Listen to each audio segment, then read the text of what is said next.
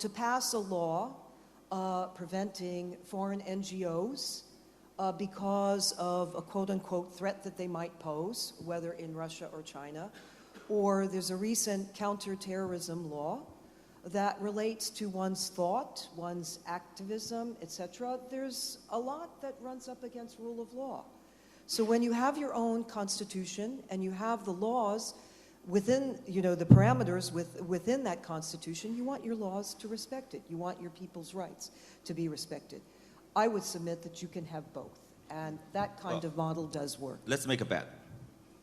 Okay. 10 years from now, are we betting the people of Ukraine and people of Burma will be living in economic prosperity, free of corruption? I'd bet against that. I bet that the people of Ukraine and the people of Burma, if given the opportunity and not threatened or prevented, will both advance themselves economically, but also will have political rights. Well, certainly that's not the track record in the last 30 years of all these countries who started voting. Voting has not delivered in the last 30 years. I'm not saying voting cannot. I'm just saying you better really work on it, make it deliver if you want. I think the issue is not so much about selling to China. I think no one sells democracy to Hong Kong people. It is just the consciousness of the need to select our own leaders to participate in the governance process. That is the kind of need that just come out from ourselves. It's not being sold to us. It's just come out from us. So I'm just, the question for Eric, I would like his view is that how do you see how Chinese people will see, not just the Chinese government accepting the democratic model or not, but whether the Chinese people will see the need or that kind of participation. And another point I want to make is about democracy. I think democracy is not just merely about the electoral democracy. I think the problems of a lot of established democracy facing that they put too much emphasis only on the electoral democracy. And we have participatory democracy, allowing people to participate. We have deliberative democracy, where we have a good quality of deliberation for making policies that will be able to get the consensus or the kind of support of the whole society. That will be the base of development. I think democracies in the West, or the liberal democracy, lacks is the degree of participation and deliberation. And we need to work on that. Now, if that can, I may be a bit too idealistic that even in the West of getting this kind of democracy will be, we may need some time to build it up, but I think the base is that we at least have the right to select our own leaders. Yeah. First of all, we'll be taking bets at the back of the hall after this session about the future of Ukraine and Burma. We'll offer really good odds. But I think one strong point Eric has made repeatedly is that democracy is judged by its fruits. And you can argue that it represents the will of the people, that it is a system that gives people a voice, that it is a system of law. But when you look, for example, at what happened last night in Brussels when they couldn't agree on the most marginal quota for taking in refugees, when countries of East Europe that had recently been part of the Soviet bloc were now refusing to accept even a handful of refugees, it gives a bad image. You, Benny, coming out of Hong Kong, you've just fought in the streets for an ideal, and then you come here and see how it works. Does this trouble you? Well, as I just said, that it is a kind of a evolving process, not just in the system, but also in the self-consciousness of the people who want democracy, who practice democracy. I think it's the democracy idea, as already mentioned, is not merely about that vote. It's about also human rights protection, the rights of other people. I think Malcolm Clarkson talked about the story, how the Canadians kind of take care of the refugees coming. This kind of thing is the spirit of democracy. And I think maybe the situation, I am not so sure, the situation of Greece, that would it be because of the democratic system failing to deliver the kind of materialistic needs, or the European states, some of them think afraid that their materialistic needs, their security will be threatened by receiving refugees and cause them to make that kind of decision. And so that is the challenge for humanity, that how we're going to advance democracy. And it is not just gaining that vote. I think it's important, but it's much more than that vote, because that vote is just a door to that humanity that Madam Clarkson kind of pointed out to us, that is the whole value of being a human. Let me just, for a second, turn to you, Eric. You had mentioned that as a venture capitalist, you look for systems that work. But just as a footnote, there are a lot of very successful venture capitalists in the States, as far as I know, who are certainly not hampered by the system and support it.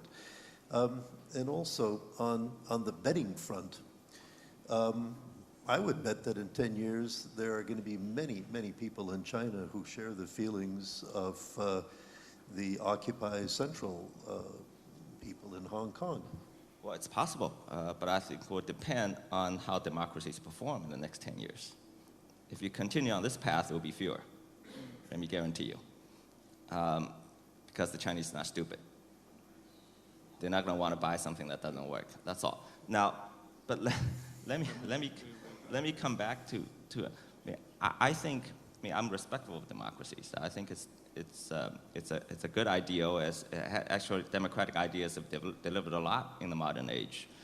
However, I think the difference here is that I think the troubles, let me venture to guess, I think the troubles in democracy today come from the notion that the conviction that it is universal and is permanent and it's the best thing we've got. Whenever you think you've got the best thing you've got, I think it's hard to improve. I think, Benny, you asked me about the Chinese people. I think the Chinese people are and should be open to alternatives. I don't think they should close their doors on democracy. But I don't think they should do what many Westerners are doing today, which is rejecting beforehand any other alternatives. And just say, by principle, a priori, this is the only thing we've got. This is the only moral thing we could do. I think that's really a source of a lot of your problems. Okay, Paula. And afterwards, we will open the floor, so I can't see you. You'll have to really raise your hands high. I was going to just make 2 points. You can't take, say, the model of democracy or democracy as it is in the United States and merely take it and transplant it on the soil of another country. That's not what one is talking about here. But what one is talking about in terms of universality is the protection of human rights, of which, as a political system, democracy is the best guarantor. And there are certain clear lines that are drawn in this context of what constitutes a democracy and a democratic process and what doesn't. And so toward that end, I would say that it's not a different model. You either have an election and democratic institutions and those components, and there are many ways. I mean, the government of France, the way it's structured is quite different from, and Britain, quite different from the way the United States executes its democracy. But there are certain concepts which are universal and which form the foundation. But one other footnote, I was going to make the same comment about venture capitalists. When I think about in the United States, many go to the United States to develop their technologies. And I think about that. Why do they go? They go because of the opportunity afforded them and no less the results that are afforded them. One of the reasons why we have this issue of the question of inequality, you have many who have gone, but then they take those monies also and they reinvest them and they also put them in very, very good causes. So I would look at, on the economic side, actually a democracy has really afforded that kind of burgeoning of technological innovation. So, Eric, we welcome your money and your criticism in the West. Do we have questions? Sir Richard. Inevitably, my question's addressed to Eric. The authoritarian market model is great when the market's doing what you want. When it stops doing what you want, the situation's rather different. And the communist leadership of China, and communism, the word hasn't passed your lips today, has shown itself to be stunningly incompetent over the last 2 or 3 months in dealing with the development of an unfavorable market situation. This is not a political question. This is an economic question to you as a venture capitalist. What next in China? They're incompetent on many things. Let me put it that way. By and large, they've been very competent. In fact, they have been competent in the past 30 years during market downturns. I mean, I lived through many of them. The Asian financial crisis was one of them, 1997, much worse than today's correction. In the early 2000s, the real estate collapses. So they've done well. In this particular instance, there seems many more difficulties. I believe it's because of the larger economies being restructured, so it brings in a lot of uncertain elements. I think it's too early to call whether they could react well under the circumstances. But judging by past track record, I think they will do reasonably well. We're not sure yet, but I take it there are a lot of difficulties at the moment. Thanks. I see a question all the way in the back. We have very, very little time, so please do keep it as brief as possible. Can we have a microphone in the very back? Nazanin Ansari, I'm an Iranian journalist. Regarding imposing democracy, number one, during the 2009 Green Revolution in Iran, it wasn't America trying to impose, but rather it was the Chinese who sent the anti-crowd tanks to keep the demonstrators at bay. And one other point about democracy is that what we haven't mentioned here is that change is inevitable. And for the moment, democracy is the only system where change can take place peacefully. And whether if we want to have change in China, can it take place peacefully? Can change take place peacefully in Iran at the moment? I very much doubt it. But in America, in Britain, in anywhere else in Europe, change can take place peacefully. Thank you. Well, thank you. That is more of a comment than a question. So I will continue. Margarita?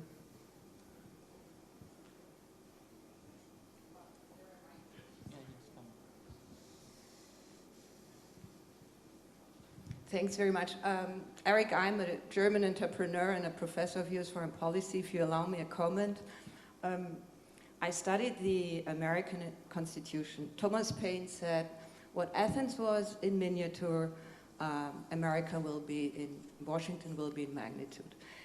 If you study the philosophy of the American Constitution and the Founding Fathers, I think the strength was that they knew from the beginning, studying ancient philosophy, and they were reading ancient Greek and they were reading Latin, they realized that the ideal will never be, they would never succeed with the ideal. It would always be an approximation to liberty, an approximation to freedom, an approximation to democracy. And they knew it's a piecemeal engineering process. And I think this is the strength of the West. This is the strength of our values. And this is why America, for 250 years almost, was saved from communism, from fascism, from nationalism. Of course, I mean, we all know the deficiencies, but that is in the system. We know we will never be perfect, and I think this is our strength. Do you have a comment, or? Well, I have two comments. First, comment on the lady in the back. Changes can take place peacefully in democracies. I don't know. Iraq, is that it became a democracy? Are changes taking place peacefully? If changes could take place peacefully in new democracies, we wouldn't have these refugee problems. Westerners went in there with their militaries and instituted new regimes and called them democratic, but look at what's happening now. So I think, I'm not discrediting this. I just think that we ought to be more circumspect and don't be so self-confident. Second, yes, correct. I think the American founders of the American Republic were very, very wise men, as you quoted Adams in your paper, on your pages yesterday, as saying that democracy is not the same thing as good governance. Democracy is has the same potential of being corrupt, not work, as any other political system. I think his offsprings have totally forgotten that. I'm afraid that we are really almost out of time. I see a lot of questions, but there are many more panels to go. There was a gentleman there I had promised to give the last question to. Hi, Tawfiq Rahim, based in the UAE. Very quickly, just first on track record, I don't know any venture capitalists who invest in 2015 based on market dynamics in 1515, but we can talk about that on an aside. But I agree with a lot of the points you made, and I wanted to ask to the panelists based on something Paula said. You talked about rights, we talked about different elements of a democracy. Do you think we need to change the conversation from democracy to more of a discussion of inclusion, rights, and governance? Because it seems that the focus on democracy is leading to a moralistic kind of claim to a system where it's really the principles of that system that we may seek to implement. And on the Middle East, if you take a look at it, it's those principles that are important, and actually the word democracy is a very dirty word in that part of the world. Thank you. Well, that's a perfect opportunity for you to give a closing word. Well, I think I'm together with Eric. We are descendants of Deng Xiaoping, that we believe in black cat, white cat, that what it works is that it can catch a mouse. But the difference of us is that what is that mouse? That at some point of time, that mouse may mean food. But then at another point of time, that mouse may mean something more than that. It may mean dignity. It may mean the right to participate in the process.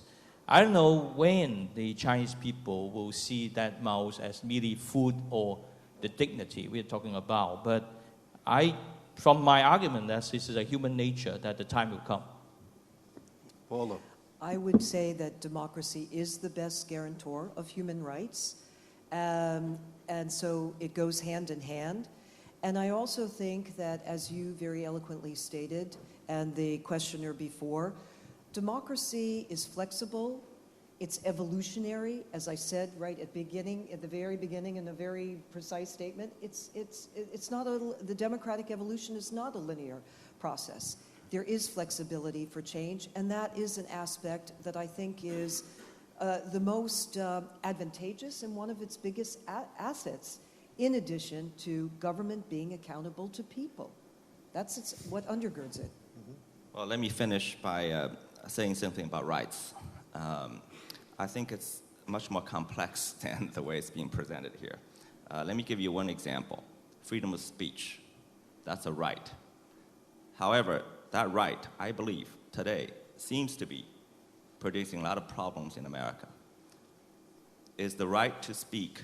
The right to speak is, if I have legitimately earned money, can I spend that to buy TV commercials to support political candidates? Can I spend that to support political initiatives? American Supreme Court says, yes, that is your unalienable right to freedom of speech. I actually think it leads to money in politics. So rights are not that simple. It's a complicated issue. We got to step back and think about it instead of taking it in as a faith. Well, thank you very much. I've enjoyed this a lot. I hope you all have. And now we move on.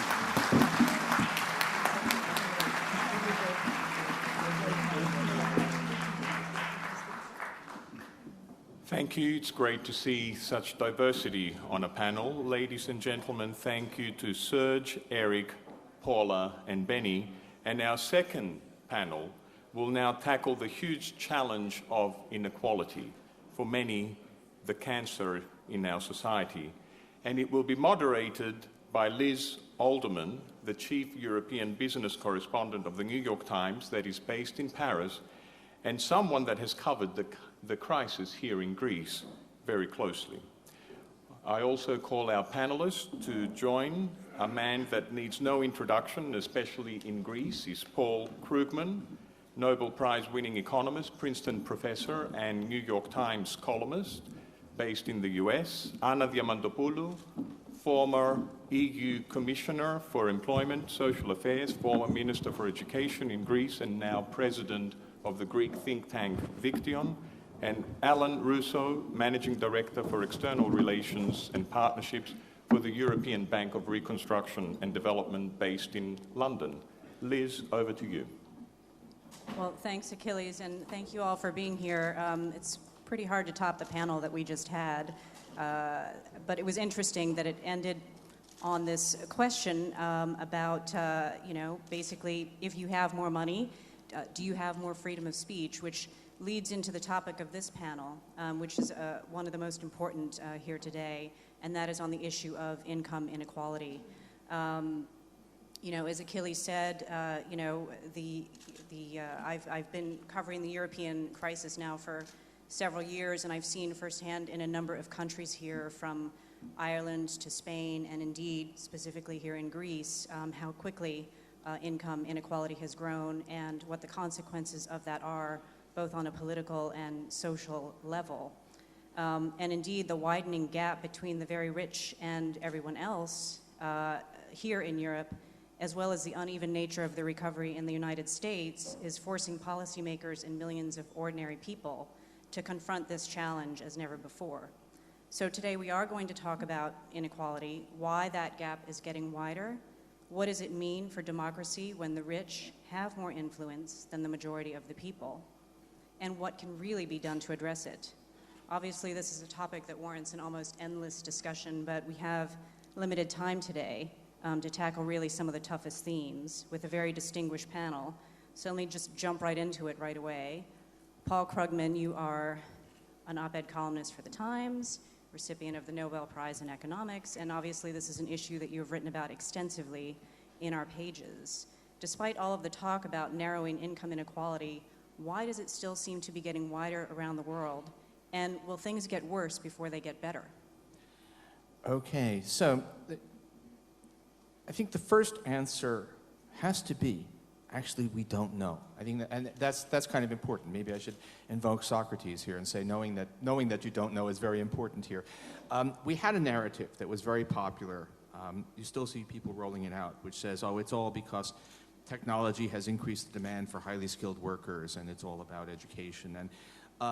And what we now do know is that that narrative doesn't work, that it's not a story about college graduates doing well, because in fact, the average college graduate in the US has seen no gain in real income since 2000. It's not about the top 20% pulling away, as people still sometimes write. It is about the top 1%, the top 0.1% pulling away from everyone else. Hard to explain what the underlying forces are there, but there's a lot of reason to think that it is about institutions, that it's about power, that it's about politics, and if that's what worries you, then there are good reasons to think that unless there's a major change in policy of some kind, and which is hard to achieve, it's going to continue over time. That we have not seen this widening inequality reach its limit by a long shot. For one thing, one sees the political influence of people at the top, which seems to feed on itself. Think about the fact that, of course, Donald Trump is the leading Republican in the polls, but the choice of the establishment, who might still get the nomination, certainly has a $100 million war chest, is Jeb Bush, and his great policy proposal is, given everything, what do we really need to do? And the answer is very large tax cuts on top incomes and on capital income. That tells you something, that he felt that was what he needed to do to jumpstart his campaign. And then there is the issue, the very old-fashioned issue, but it's come back, which is that of accumulated wealth, inheritance, what Thomas Piketty in the book that everyone should have read, everyone bought, but very few people actually read. But anyway, the rise of patrimonial capitalism. We are increasingly becoming not just a society of extreme inequality, but a society where much of that inequality is inherited, and that will feed on itself over time as well. So this is if you try to think about where we may be going over the next 20 years, it's a frightening moment, even though we don't fully understand what's going on, but it looks like it's continuing to happen. Anna Diamantopoulou, you're the president of the Greek think tank To Diktio, and also as the former European Commissioner for Employment and Social Affairs, you have a pretty unique perspective on this situation. I mean, is the reason for the wealth divide only economic, or are politicians and bad policies to blame? Okay, thank you for this invitation and for this very interesting panel and discussion. Of course, there is not a simple answer to this question, and of course it is not only economy. I could say that this discussion, we could have a distinction. It is inequality between countries, and it's inequality within societies.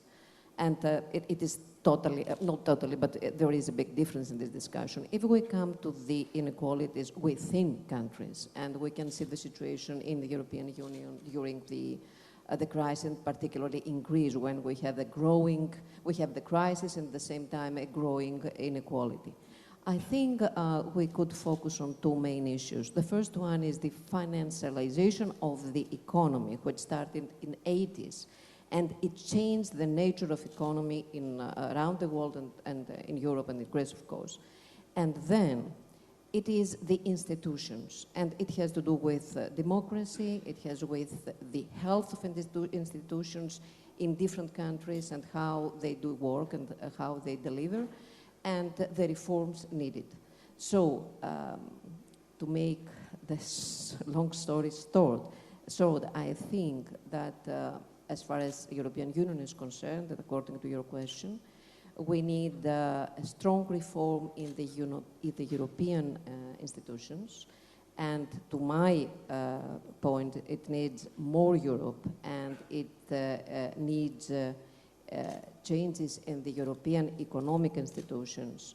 It needs a European budget to transfer, for fiscal transfers and redistribution, because this is one of the major issues in the European Union. And as far as institutions is concerned, I'm coming to Greece, and there is a need of deep reforms for better and healthier institutions. And here is one of my disagreement with what Paul has said for Greece for months now, that there is a need of change in the currency and the monetary union and the monetary policy, etc. And here I have just to say and finish with that in Greece, austerity is not the only problem and is not the only solution. The main issue is the reforms in institutions, because there is no possibility for a transition to another currency, to transition to Europe with this political system, with these institutions, and with this culture. We'll definitely get back to Paul on that in a second, but Alan, you're the managing director at the European Bank for Reconstruction and Development. First of all, I mean, are just changing and strengthening institutions enough, really, to address a widening income and wealth gap and inequality gap in many of these countries?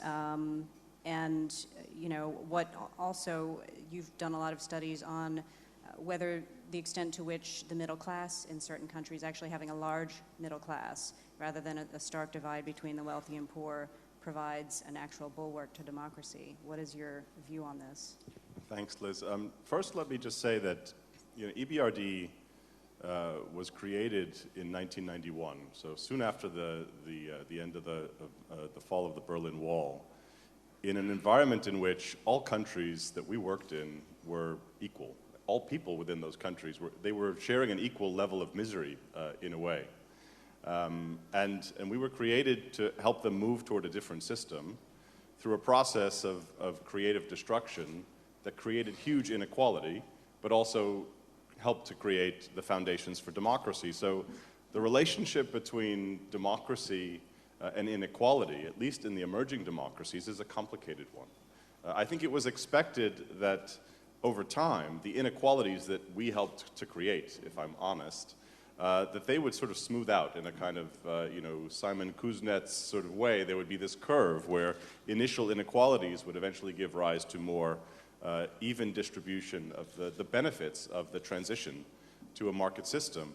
And in some cases that worked. And it worked mostly in the cases where countries were more democratic, where they embraced the institutions of good governance and democracy.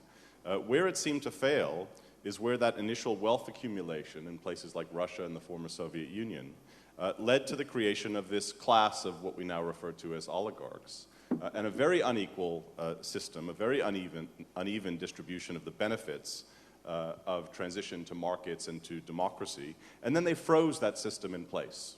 And they created institutions that were highly imperfect and very difficult to dislodge, because there was a strong sort of connection between those people with a lot of money and the people in power.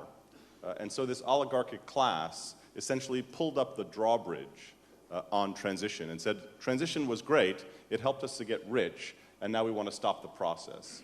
So I think there is a relationship here between inequality and democracy over time. I do think that institutions in places in Central Europe, for example, those that are members now of the European Union, have embraced good institutions, and those good institutions have helped to deliver the goods, which is why people keep going out and reinforcing them. So I think ultimately, yes, to get to your question about the middle class, does that help the process? I think the creation of a middle class in Central Europe and all the new EU member states from the region that we work in, it certainly is a bulwark, a reinforcement of democracy. As Aristotle said in the 4th century, the best community is one that is formed of the middle class. But it has to be of a certain size to have that impact. And what we've seen in some parts of our region, in the former Soviet Union, and now the region we work in the southern and eastern Mediterranean region, the middle class is simply too small to have that impact. So I think there does have to be a certain threshold where the middle class can have that impact. And the one exception to all of this, of course, is Russia, where you have a large middle class, but a middle class that doesn't seem to be doing the job of a middle class that we've seen in a lot of other countries, and we can talk further about that. Paul, why don't you talk about the middle class and wither the middle class in the United States? Actually, can I go a slightly different direction? Because I'd like to talk, because I think, let me start. When the financial crisis hit, many people expected a replay of the New Deal story, or the equivalent, which took place in a number of European countries, where in response to crisis, the evident failure of unregulated capitalism, that you would have a return to institutions that promoted a middle class, if you like, that we'd see a turn away from worship of the market, we'd see a movement towards greater equality. And by and large, it has not turned out that way.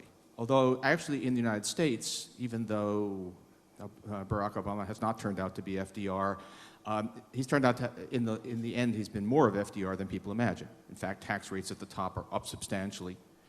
In fact, we have a vaguely universal healthcare system, so we've made some direction. But in Europe, things have clearly gone in the opposite direction.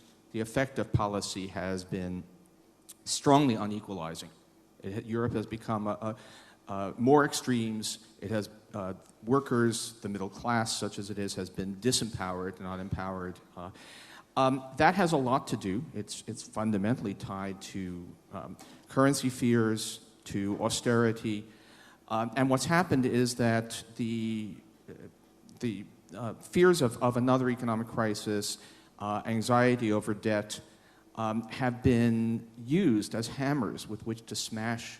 Instead of building institutions that will limit inequality, it has been used as a hammer with which to smash the institutions that have in the past provided some bulwark against extreme inequality. Interestingly, it has been an enormously undemocratic process. The complete European policy is determined by technocrats at the center, except we have this funny thing, which somewhat bears on the previous panel. Democracy is bad because the public doesn't know what to do. Instead, we have technocrats who, it also turns out, have absolutely no idea what to do, except that the one consistent theme is that we're going to, again, we're going to smash the power of workers. We're going to disempower the working class. We've seen a collapse of the center-left in Europe because it is complicit in these policies. You want to ask how it is that Corbyn can be the new leader of the Labour Party. I don't think that's a sudden, drastic leftward shift of Labour voters. It's the fact that everyone else has, that they might have supported is endorsing the same failed, allegedly technocratic policies. Now, of course, that's happening in the UK, which is not on the euro, but I think the euro, unfortunately, has made it even worse. It has left Greece with essentially no power as long as it's on the currency. There is an agonizing problem now, which is, is there any way to buck this trend without departing the euro? Is there any way to depart the euro without an economic catastrophe? It's all turned into an enormous trap. But I think we need to understand that there has been a fundamental undemocratic de-democratization in Europe, which is in fact contributing very much to increasing inequality. Anna, you probably would agree with that. Yes and no, but it is true that Europe cannot continue like that, and Eurozone cannot continue like that, because we live in this strange situation that we have a currency without a state. We have a currency without an economic policy. And we have seen the consequences during the crisis regarding the inequality issue. Just to give you an idea. During the crisis, 15 out of 28 countries of the European Union had a decrease in the educational budget. In some countries, particularly in Greece, this decreasing in the educational budget was 35%. So taking into account the correlation between education and growth and distribution of growth, we can understand what the consequences will be in a few years concerning the gap between the Greek society or between between Greece and other countries, or these 10 European countries who had a decreasing in the educational budget. So we live in an era that we understand very well that in Europe cannot continue like this, and this is why I said that there is a need of decisions. We discussed about the refugee issue, and yesterday there was no decision in the European Council. So in order to see Europe to move forward again and to give the example of democracy and of new institutions, I think first we need a big, deep change in the institutions of economy, taxation in the European Union, taxation policy. It's really a mess. The distribution issue, as I told, the budget, and common policy in defense, on military issues, and in Europol. Maybe we think that it has nothing to do with inequality, but I think it's interesting to underline the fact that this discussion about inequality in societies is a total different issue when in our neighbor countries there is war, or in a domestic, at a domestic level there is no peace. So it is peace, democracy, and equality. And just to give you another example about equality and democracy, what kind of democracy functions in Greece during the crisis when there were 248 different bills in 18 months? I mean, it is not a democratic functioning of the parliament. The members of the parliament do not understand what they vote for, and of course people do not participate at all in the consultation. So yes, it is a very difficult moment for Europe. I agree with Paul that the collapse of the center-left has to do with that there is no alternative. For the time being, it is what I said in the beginning, financialization of the economy, and how we work in that with no new, fresh ideas how to change it. May I come in on this question about de-democratization, which Paul mentioned? I mean, we know from looking at studies that have evidence from the past 200 years or so that it's very rare, if not unheard of, for countries, once they reach a certain threshold, a certain level of economic development, to reverse course and become non-democracies. So I think when we talk about sort of democracy being in crisis, I think we should be careful about what we mean about the nature of that crisis. I don't see established democracies in developed countries becoming non-democracies. And in fact, in the region where we work, I don't really see those countries which are still in transition, in Southeastern Europe, in Eastern Europe, and the Baltic states, those countries suddenly throwing democracy overboard because it's not working, because it faces challenges. So I think there are challenges to democracy, to the way the system functions, and it doesn't always function perfectly, to go back to the discussion of the previous panel. But I think it functions well enough that people have the urge to keep it going. It may mean that parties rise and fall. It may mean that people are out in the streets, but they still prefer a democratic way of solving problems to a non-democratic way of solving problems. So I, for one, don't feel quite as nervous that democracy is about to be reversed fundamentally and replaced with a different system of governance in the countries that we're talking about, certainly not in Europe. In other parts of the region where EBRD works, I do think there are risks, that democracy is still has not taken firm hold in many of those places. And there are strong anti-democratic sentiments expressed by people, which may ultimately prevail. I think the purpose of institutions like ours is to try to sort of work against that by creating this entrepreneurial class, by creating a middle class, which ultimately will push harder and harder to ensure that there are institutions that protect everyone, that there is a level playing field for the economy, but also for politics. And so I just wanted to make that one point about the importance of describing the nature of the crisis that democracy may face in countries where inequality is a serious issue. If I can weigh in, I think, yes, the odds of seeing any major democratic nation declare itself no longer a democracy are quite low. The chances of it ceasing to be in practice a democracy are very different. And there are levels and levels. So never mind one-party rule. I think what I'm much more concerned about, and is to an important extent has already happened, is a situation in which, in fact, a fairly small oligarchy gets to define what are the parameters of acceptable discussion, what are the policies that are on the table, what is considered to be respectable and responsible. Thomas Piketty, actually, I found the most interesting thing in the book was he has a discussion of Belle Époque France, which was democratic in form, democratic in ideology, and in practice very much dominated by not simply a small number of wealthy people, but a small number of people of inherited wealth. Is it really that hard to see that happening? And you can see that happening in the policy debates we have right now. We have some evidence, wonderful work by my former colleague Larry Bartels, which attempted to find out what are the policy preferences of the truly rich in America, not the top quintile, but the truly rich.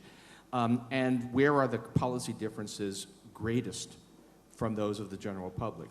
And it turns out that the truly rich are vastly more concerned about budget deficits than the ordinary citizen. They are eager to see major social insurance programs cut, whereas the general public wants to see them expanded. Whose views seem to actually prevail? Not only prevail in actual policy, but are the ones that are almost universally reported by the news media as the only sound discussion. And the answer is very clear. So it's not, yes, we will not see. Somebody yesterday said that if a country has democratic in its name, that's a very bad sign, right? So saying that you're a democracy is not the important thing. The question is, how do you actually function? And Europe has become a society of countries that are all democratic in form. And look, there are some real things that matter. They are not, the secret police do not grab you if you say inequality is a problem. But they are increasingly undemocratic in terms of how they are actually run. Well, talk a little bit more. You actually opened up mentioning the name of Donald Trump here. And since we're talking about, the voice that the 1% or the fraction of the 1%, have, and how that outweighs everybody else, just go into a description of, how that's actually functioning right now in the States. Well, actually, Trumpism is interesting because part of the secret of his success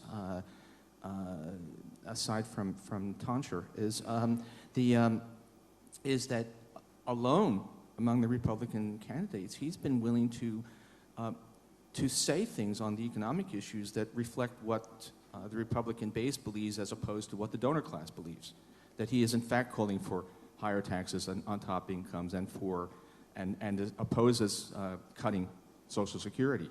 So he's filling what has been an empty box in the political landscape. He is in fact in important ways to the left of the rest of the Republican field, and what's interesting is why.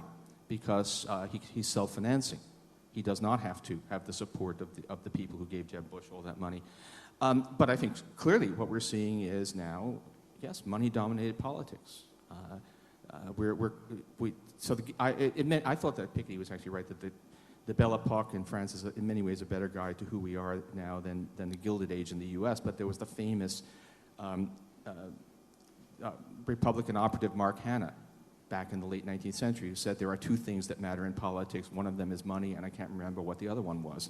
And that is a world, but it's, and then you have to add, think about, I'm a little scattershot here, in Britain, very important, when you have a situation where what was in my column in yesterday's paper, but the British news media, amazingly, consistently, with almost no contrary voices, have reported as facts allegations about the state of the British economy, the state of British debt, the history of British economic policy, which are simply wrong, easily just refuted. It's just not true. It's not what happened, but are very, very helpful to a certain side of the political debate.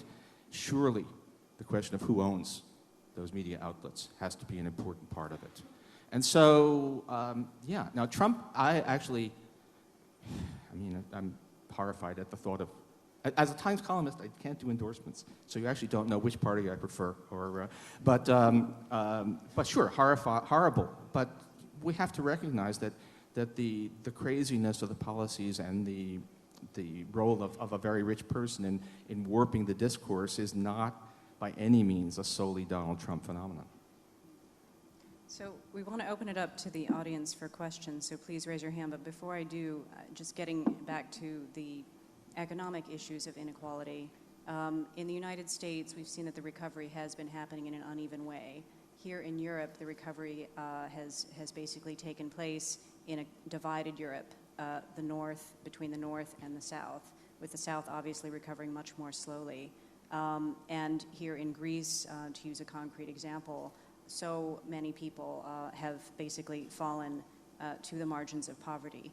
And there was a great editorial cartoon by Mr. Chapat of a woman standing on a sidewalk with the caption saying, upward mobility does exist. And she says, yeah, I moved from unemployment to the working poor. Are the European and American economies, for example, going to be able to evolve quickly enough to actually address this gap in a meaningful way anytime soon, and to basically give more voices to those people? I think that it is very interesting what the most recent report of IMF, where it proves with very concrete data that when there is an increasing of the income share of the middle class and the lower class, there is a direct impact in the increasing of growth. When there is an increase in the income share of the 20% of the richer people, there is exactly the opposite. There is a decrease in the growth. So this is, I think, exactly what happened in the South, particularly in Greece. During the crisis, I give you again a very interesting number. There was an increase in the tax property 1,000.7% in the rich people, and there was 1,400% to the poor people. So the impact and the increase of the differences between the classes, between the middle class, which almost does not exist, and the richest was really very high during the crisis. So one of the major issues that we have to deal with in Europe is how to change policies. And the whole discussion is about the deficit and the debt, which is very important, and healthy fiscal policy is something very important. But the need now is to focus on the changes in economic issues in all South, because the same, more or less the same problems are in Spain, in Portugal, and in Italy, and now in France. And how to boost growth, because this is the main issue. There is a starting point with the Juncker's new big project concerning growth. IBERD can play a very important role, particularly in countries like Greece. And I think that the $1 million answer in these elections is who and how will be able to boost growth in the next 3 or 4 months. And Europe can play a very important role in that. Just on the issues of growth, I think Paul is much better, Nobel laureate, is much better equipped to talk about this, particularly in the U.S. context. But in the European context, in the countries where we work, the emerging democracies and transition economies, you have to remember, the catch-up growth of the 1990s. So after the transition recession, you had rapid growth throughout most of those countries, which started to trail off in the 2000s. And we've now come to a point where, it's our view that what happened ultimately is that growth stabilized. For growth to continue and to continue a process of convergence, and it's not only Greece, of course, it's all the countries in Southeastern Europe and in Eastern Europe as well, for a process of convergence to achieve living standards somewhere near those of say, the EU 15 countries, the initial EU members, it's going to require a lot more reform. And I think this goes back to what Anna was just saying. I mean, I think, you need better policies, and that policy change has really ground to a halt. What we wrote about in our 2013 transition report is the problem of transition, which had gotten off to a very fast start, now getting stuck. And unless it gets unstuck, unless better policies are chosen, unless you have a return to reform in countries that think that they have more or less done everything they can do, it's very unlikely that they will achieve the levels of growth to produce that kind of convergence. And it is, I think Paul would agree, a political problem at the end of the day. The reason why some of those policies are not being introduced is because they're being stopped in one way or another by a political process which is sometimes sclerotic, sometimes captured by particular economic or other elites. But it's essential if we want to see those kinds of growth rates that would produce more even distribution of the benefits, that policy reform starts to happen again. Okay, I'm going to be something of a skeptic here.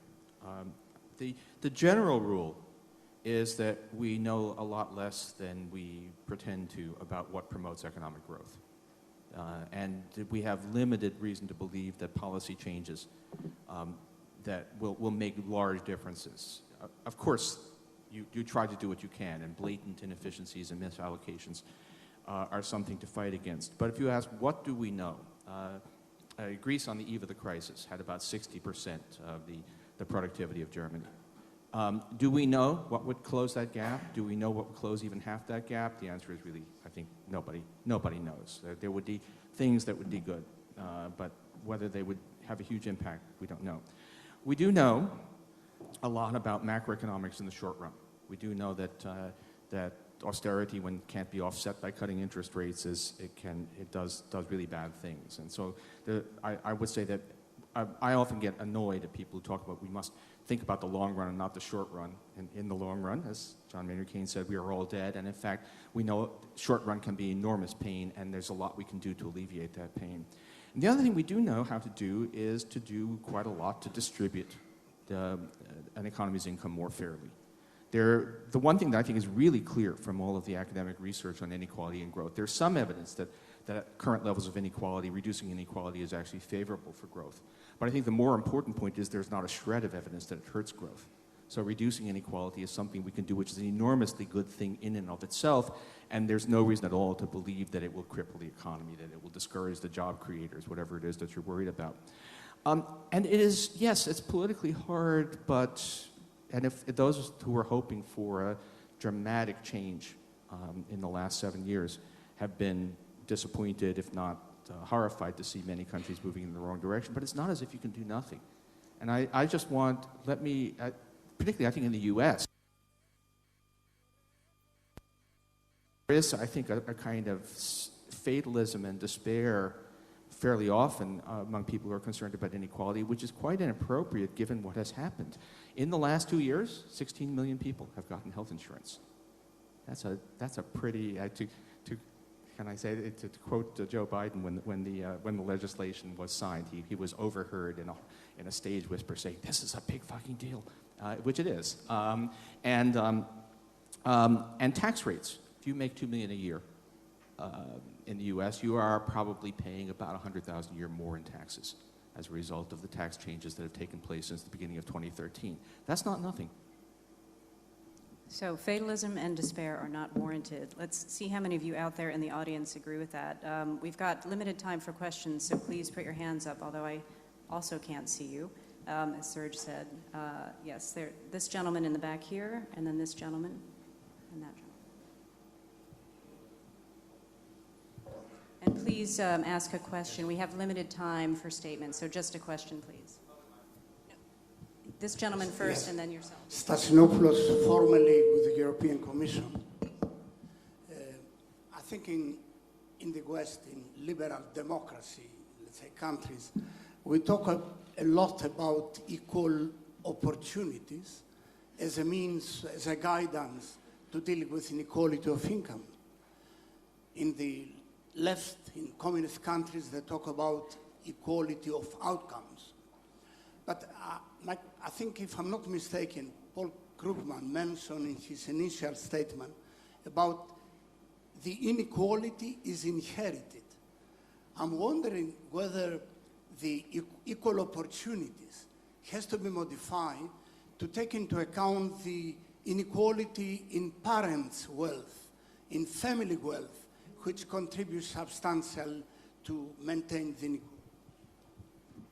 Yeah, brief answer is the notion, anyone who says, well, I don't worry about equality of outcomes, I only worry about inequality of opportunity, is closing his eyes to the reality of the world. Both just look around and ask yourself, is there really equality of opportunity? Or look at the now abundant statistical literature. The fact of the matter is, even in education, we know, to put it bluntly, rich dumb kids are more likely to get a college degree than poor smart kids. The inequality of circumstances of a highly unequal society trumps, I have to stop using that word, but anyway, dominates the formal equality of opportunity.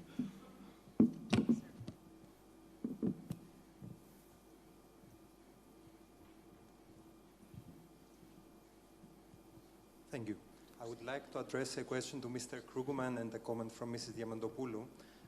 How much do you think economic wealth and economic growth is really correlated with democracy? And if I take the example of Greece, we have seen that the crisis brought as a result neo-fascist movements and radical left parties to increase their power. We see also, if we take examples from other countries in Africa or in Asia, where there is no democracy, where there is no economic wealth, they have also problems with the democratic processes. So how do you think that is correlated? Also adding the comment, if the economic inequalities at macroeconomic level play a role. Thank you very much.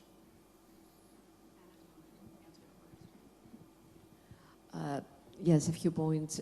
First, the answer is obvious. There is such a correlation between poverty and crisis and inequality and deterioration of democratic functions. This was the case in Greece, but it was not only the rise of the neo-Nazi party. It is the way that democracy functions, the parliament, the government, the institution. It was a deterioration in all of these during the 10 years. And concerning if I can just make a point for the equal opportunities, I think that one of the major issues, and particularly during the crisis and all over the world, is the issue of equal opportunities in education, in public education, in high-level education. What Mr. Clarkson said a few minutes ago was that this was the main issue, the public educational with quality system.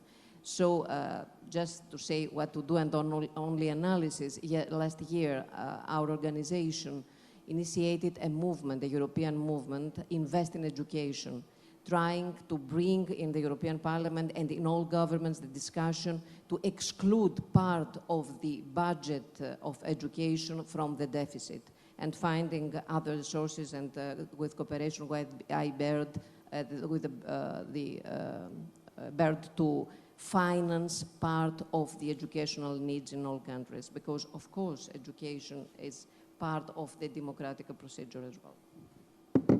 Yeah, there's a reason why anti-democratic parties have risen sharply in Europe in recent years. Do you really think that the political scene would look the way it does if the euro area unemployment rate were 7% instead of 11? Obviously, it's or whatever it is now, but it's clearly, and it's now democracies are wonderfully robust to bad patches. They have a deep reserve of legitimacy, but not infinite. It is not, I think it's very complicated. In Denmark, there is no euro and there's no poverty, and we have the rise of extreme although surprisingly bad economic outcomes. Finland and in Great Britain as well. You should take a look at Finnish GDP per capita. It's not quite what one would imagine. It's not just Southern Europe that is suffering. We had a gentleman in the back here, and then a couple of other. Yes, sir. Yes. A comment for the very previous... quick comment, because we only have limited time for questions. Very quick, yes. Thanks. A comment to the previous panel, to the venture capitalist. Professor and philosopher You can speak with him after. What is your question for our panel, sir? No. I will make a comment and then the question to the panel. Said that the difference between the human being and the animal is that the human being has conscience about his death. The animal is just dying. About the comment about the human beings to feed them, etc. Similar question is that why the reforms to the panel are going only against the poor in every part of the world. The reform has to change the world. Reform means a progressive idea. Reforms in every part of the world are against the poor people. Why does it happen? Interesting point. Alan, do you want to take that? First, I would debate the point that all reforms are against the poor, and I think as I said in my remarks earlier, we started working in countries that had completely sort of dysfunctional systems and did create an underclass. I mean, they did create poverty in places where poverty didn't exist, and they created great wealth where that didn't exist. The policies that I talked about earlier that I think ultimately need to be the focus of European decision makers and decision makers in other countries where we're working are policies of more of inclusion, not policies that are against the poor. Our hope is that policies that create a level playing field, and I do think equality of opportunity matters a lot, that these are the essential policies that governments have to start putting in place. But part of the problem is that the early stages of transition, they created this original sin that now creates difficulties that policymakers can't easily overcome. And I think unless you start to think about ways in which you can bring the youth back into the political equation, ways that you can bring women into the political equation, and ways you can bring other excluded groups more into the political equation, you're never going to have the kind of robust support for the transition process that has to continue, because as I said before, the convergence process is far from over in any part of where EBRD works, even in the EU member states, and it needs to continue. Okay, we've got time for one more question. Yes, sir, in the back.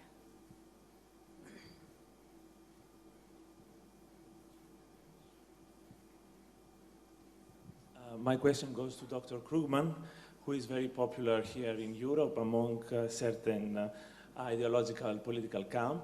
And it has to do with the counter-argument that here in Europe, contrary to America, the question is not only between rich and poor, but between insiders to the system and outsiders. We have 1/3 of society which is well protected, public servants with access to pensions, early retirements, and all sorts of benefits, and the other 2/3 which is outsiders. So the argument goes that you are blinded by your American experience.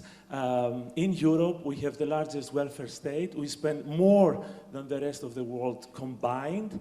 Italy had no austerity for 30 years and no growth. So the question goes, how can we bring into the system the 2/3 of society, not the top 0.01% that you keep on talking about, versus the 1/3 of society that is well protected, inside the public, a vast public sector that is unproductive, especially in Southern Europe. So how do you adapt your American-based narrative to the Southern European realities?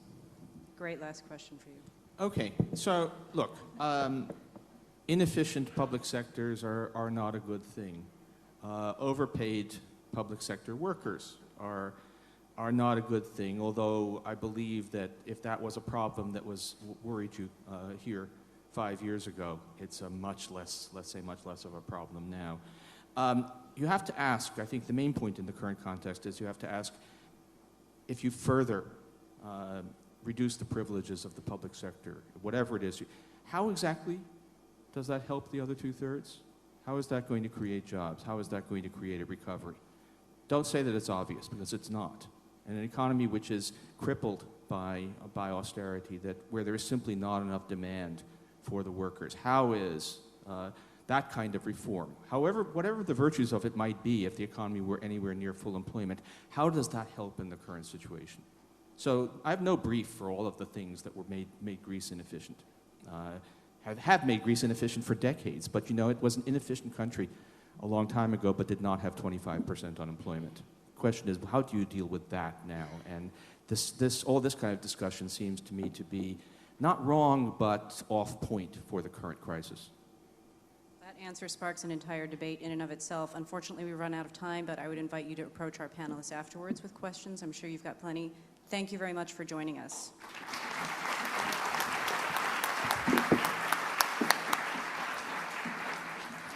Liz, Paul, Anna, and Alan, thank you very much. Ladies and gentlemen, we will have a break. Refreshments are served just outside this room. Can you please be back in 20 minutes? We are live streaming this event, so we have a lot of other people following us around the world. So see you in 20 minutes. Thank you.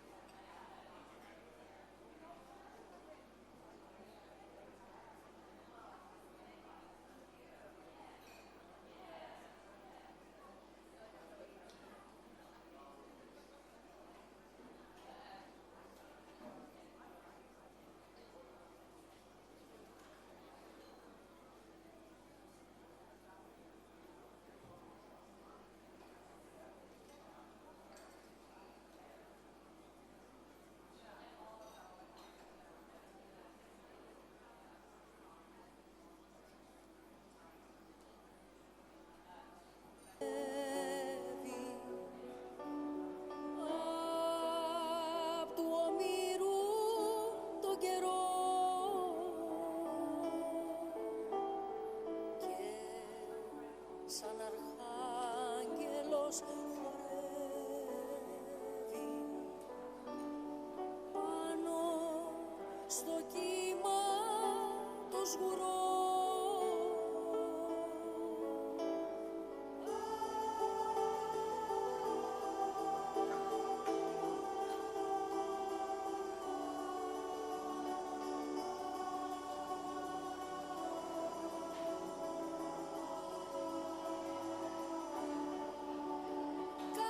Νησάκι και κολόνα, κάθε βουνό και προσευχή κι ο ουρανός ένα ποτάμι και μια πονετική βροχή. Κάθε νησάκι και κολόνα, κάθε βουνό και προσευχή κι ο ουρανός ένα ποτάμι και μια πονετική βροχή.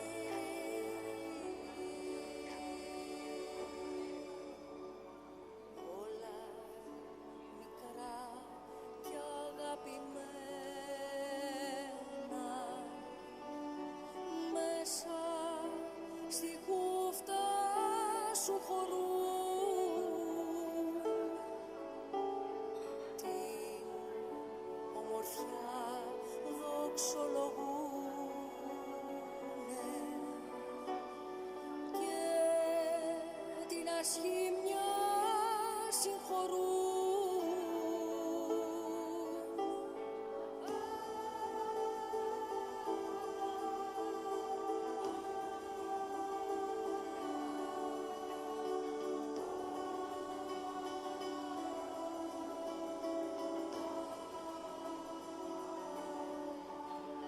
Κάθε νησάκι και κολόνα, κάθε βουνό και προσευχή κι ο ουρανός ένα ποτάμι και μια πονετική βροχή.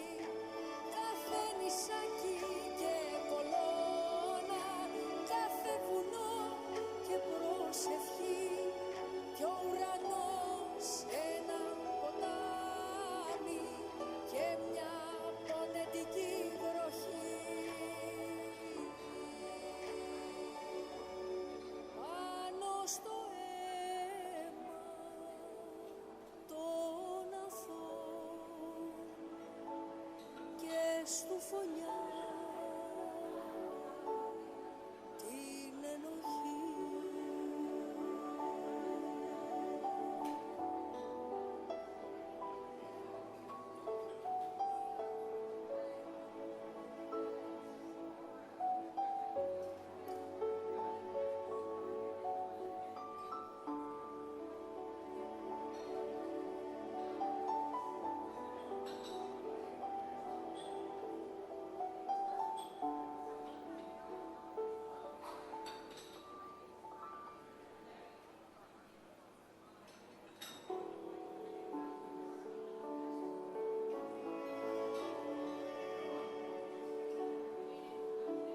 Αυτό το φως δεν λιγοστεύει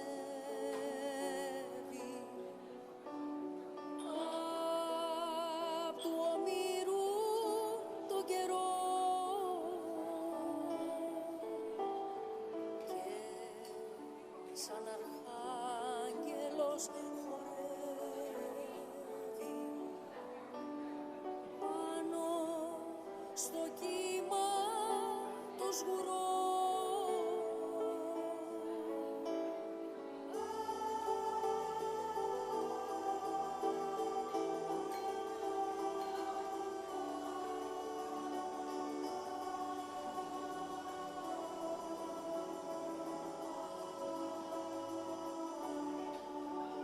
Κάθε νησάκι και κολόνα, κάθε βουνό και προσευχή κι ο ουρανός.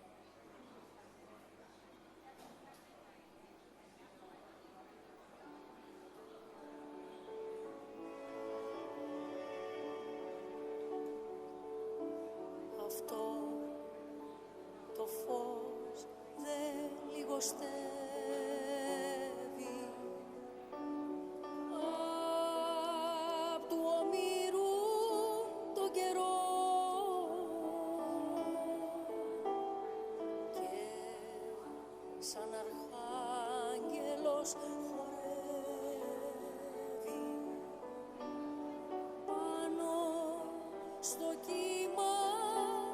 σγουρό.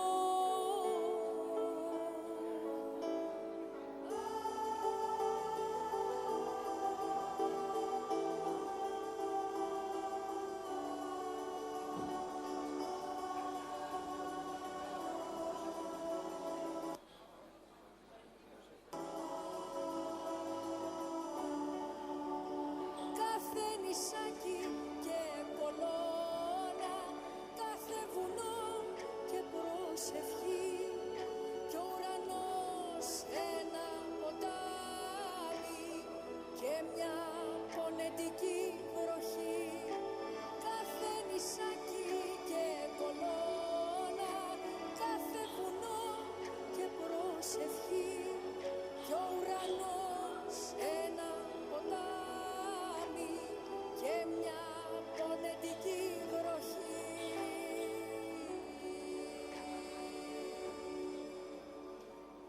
Όλα μικρά κι αγαπημένα μέσα στη χούφτα σου χωρούν την ομορφιά δοξολογούνε και την ασχήμια συγχωρούν.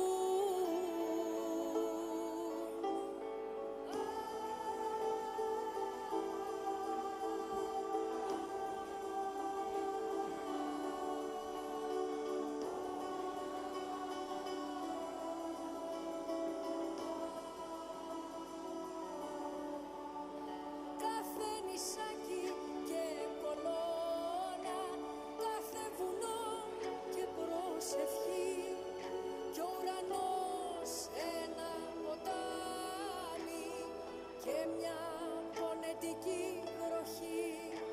Κάθε νησάκι και κολόνα, κάθε βουνό και προσευχή, κι ο ουρανός ένα ποτάμι και μια πονετική βροχή. Πάνω στο αίμα των αθώων και στου φωνιά την ενοχή.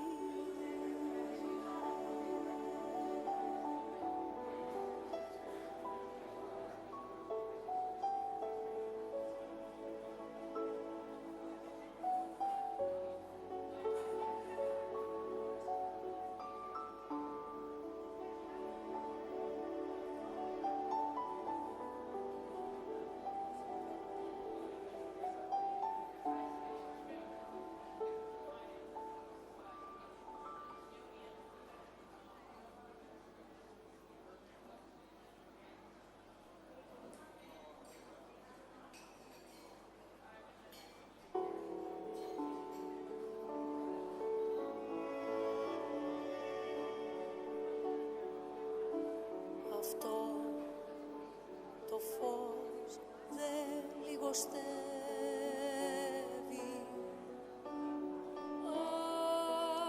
απ' του ομήρου τον καιρό και σαν αρχάγγελος χορεύει πάνω στο κύμα το σγουρό.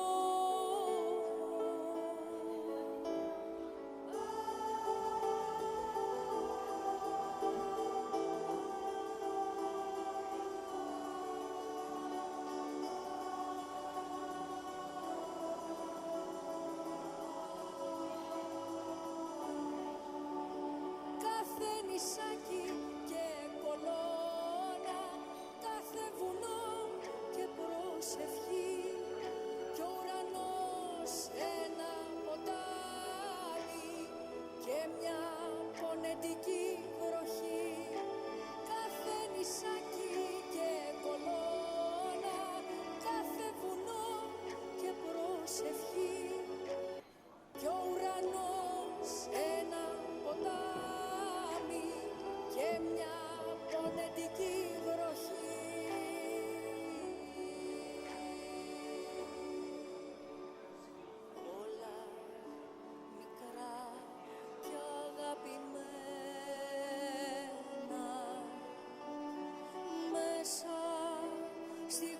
αυτά σου χωρούν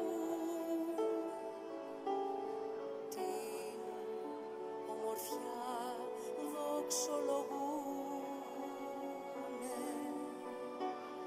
και την ασχήμια συγχωρούν.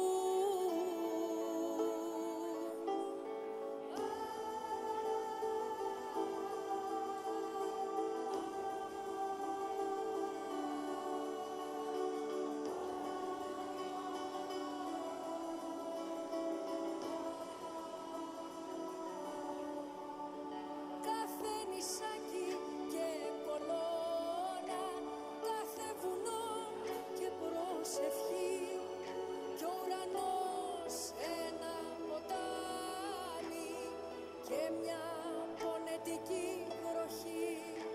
Κάθε νησάκι και κολόνα, κάθε βουνό και προσευχή κι ο ουρανός ένα ποτάμι και μια πονετική βροχή.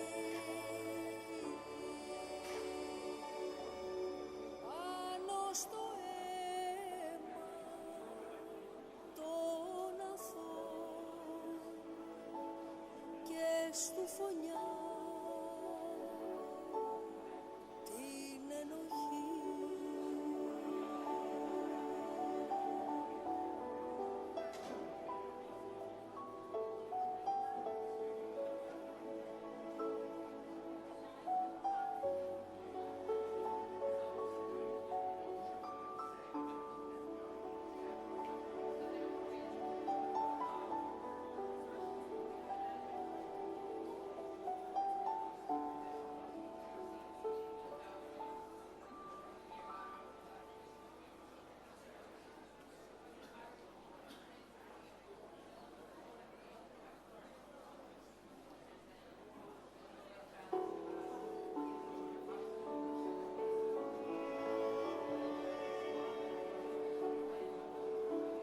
Αυτό το φως δεν λιγοστεύει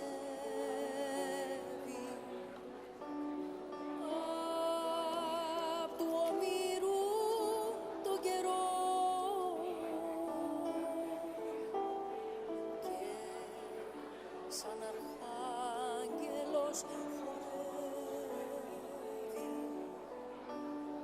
πάνω στο κύμα το σγουρό.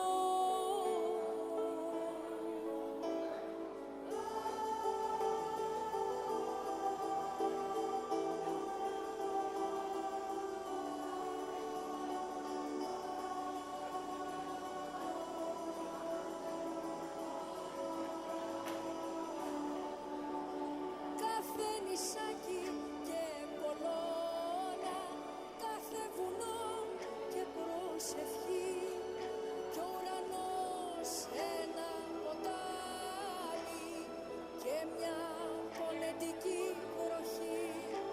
Κάθε νησάκι και κολόνα, κάθε βουνό και προσευχή κι ο ουρανός ένα ποτάμι και μια πονετική βροχή.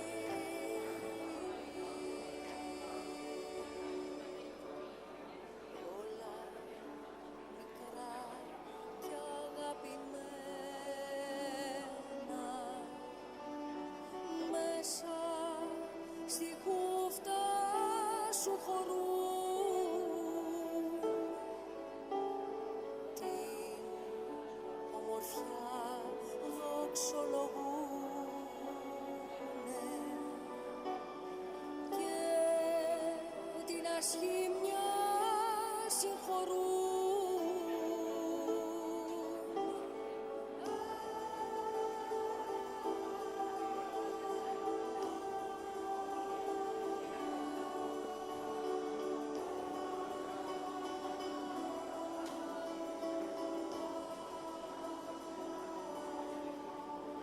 Κάθε νησάκι και κολόνα, κάθε βουνό και προσευχή κι ο ουρανός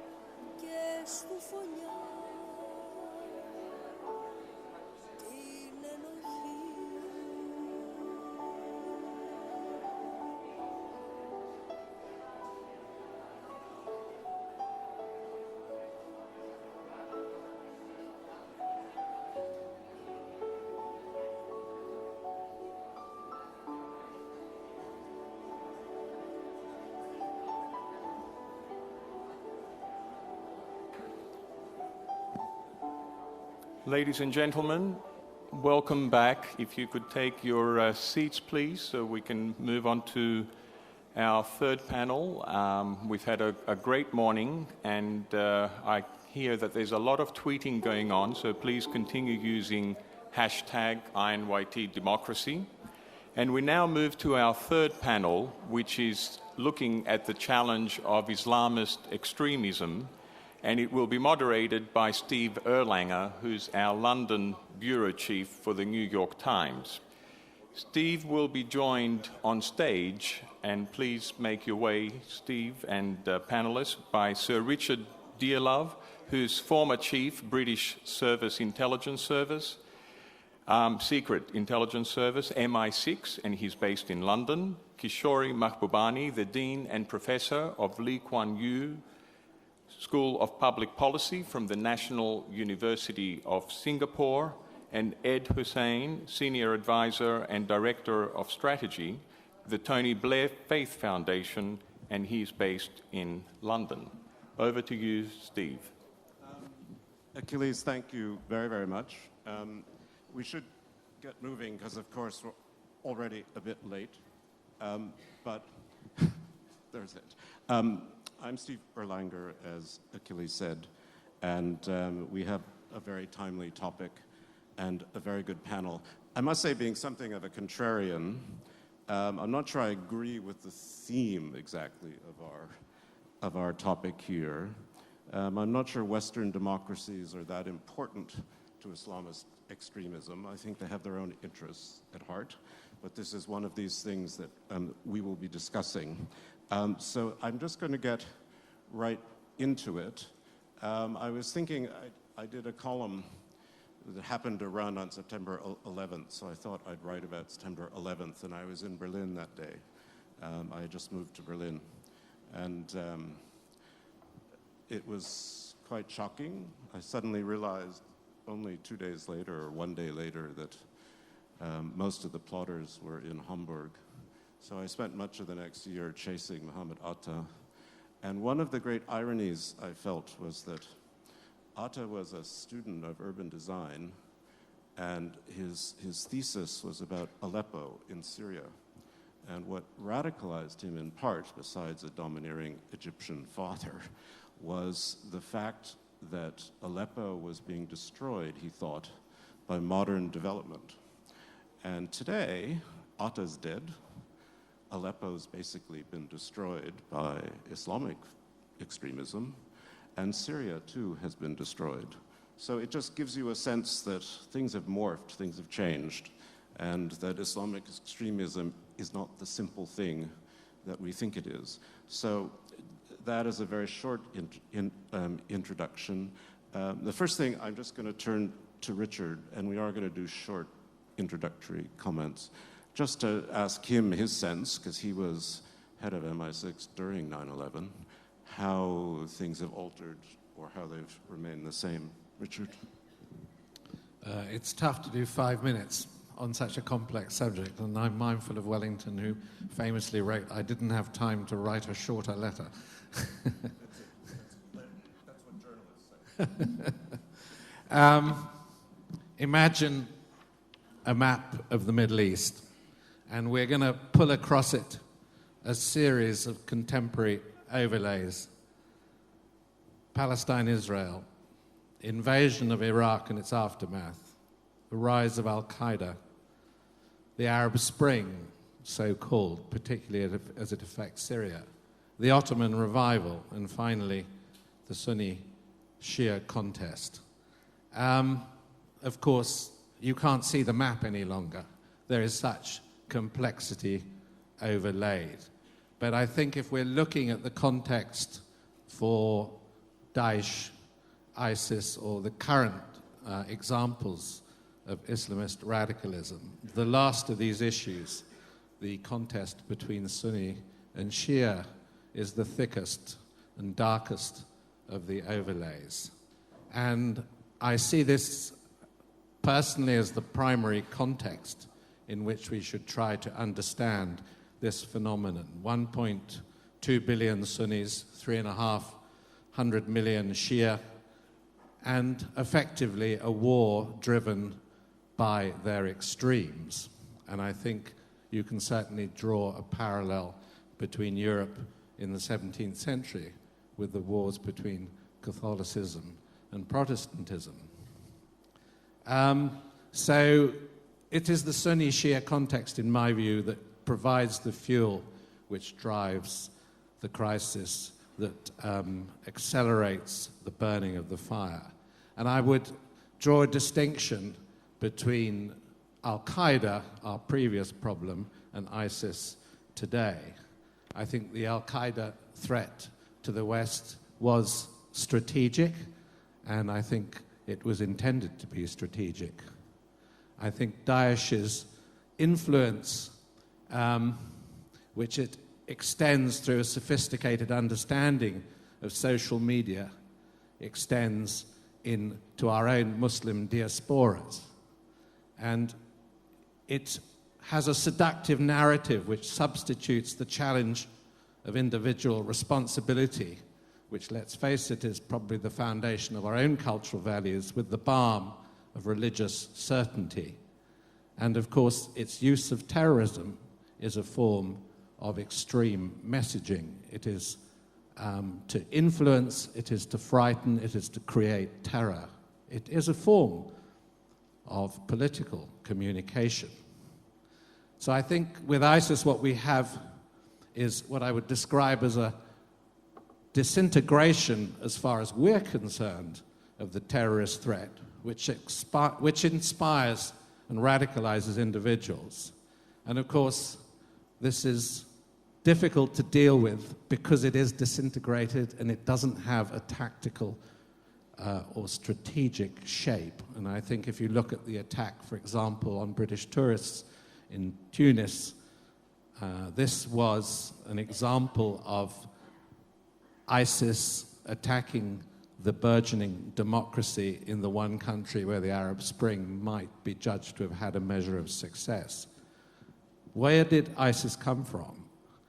I mean, certainly it appeared out of the failure of government in Iraq and the disintegration of state authority in Syria. And I personally have the view that it was fueled from money that came out of Saudi Arabia. Saudi Arabia prevented the exodus of this money. I'm not saying it came from the Saudi government, but it's created a beast which certainly Saudi Arabia can't control. So why is nothing happening to solve this problem? And I think the answer to that is, I was going to say relatively straightforward, but this is sort of an analytical assessment of the various players. For Assad, ISIS allows him to portray his political opposition as terrorists. For Saudi Arabia, it isn't its primary problem. It chooses to fight the Houthi in Yemen rather than deploying its own forces to address the problem. For Turkey, the Kurds are more important than ISIS. For the United States, Obama is concerned, I think, about his foreign policy legacy and an agreement with Iran. This problem isn't first place yet. In Iraq, there is still primary concern between the balance of Sunni and Shia, and Europe's attention has been certainly elsewhere. So I think until ISIS becomes the primary problem of the players that I've mentioned, it is unlikely we will do anything more than contain it, and as it were, continue to have to face this disintegrated and highly dangerous terrorist threat. I think a change of administration in the United States may open a series of opportunities to address the problem differently. Richard, thank you. Now we're going to go to Ed Hussein, who wrote a book called The Islamist. I mean, part of the drama, I think, as Richard said, of Islamic struggle now is internal. It's a struggle within Islam. It's a struggle not just that's sectarian, Sunni Shia, but it's also a struggle for the future of the faith.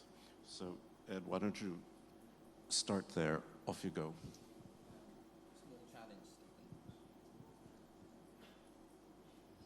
Thank you. Quick fix.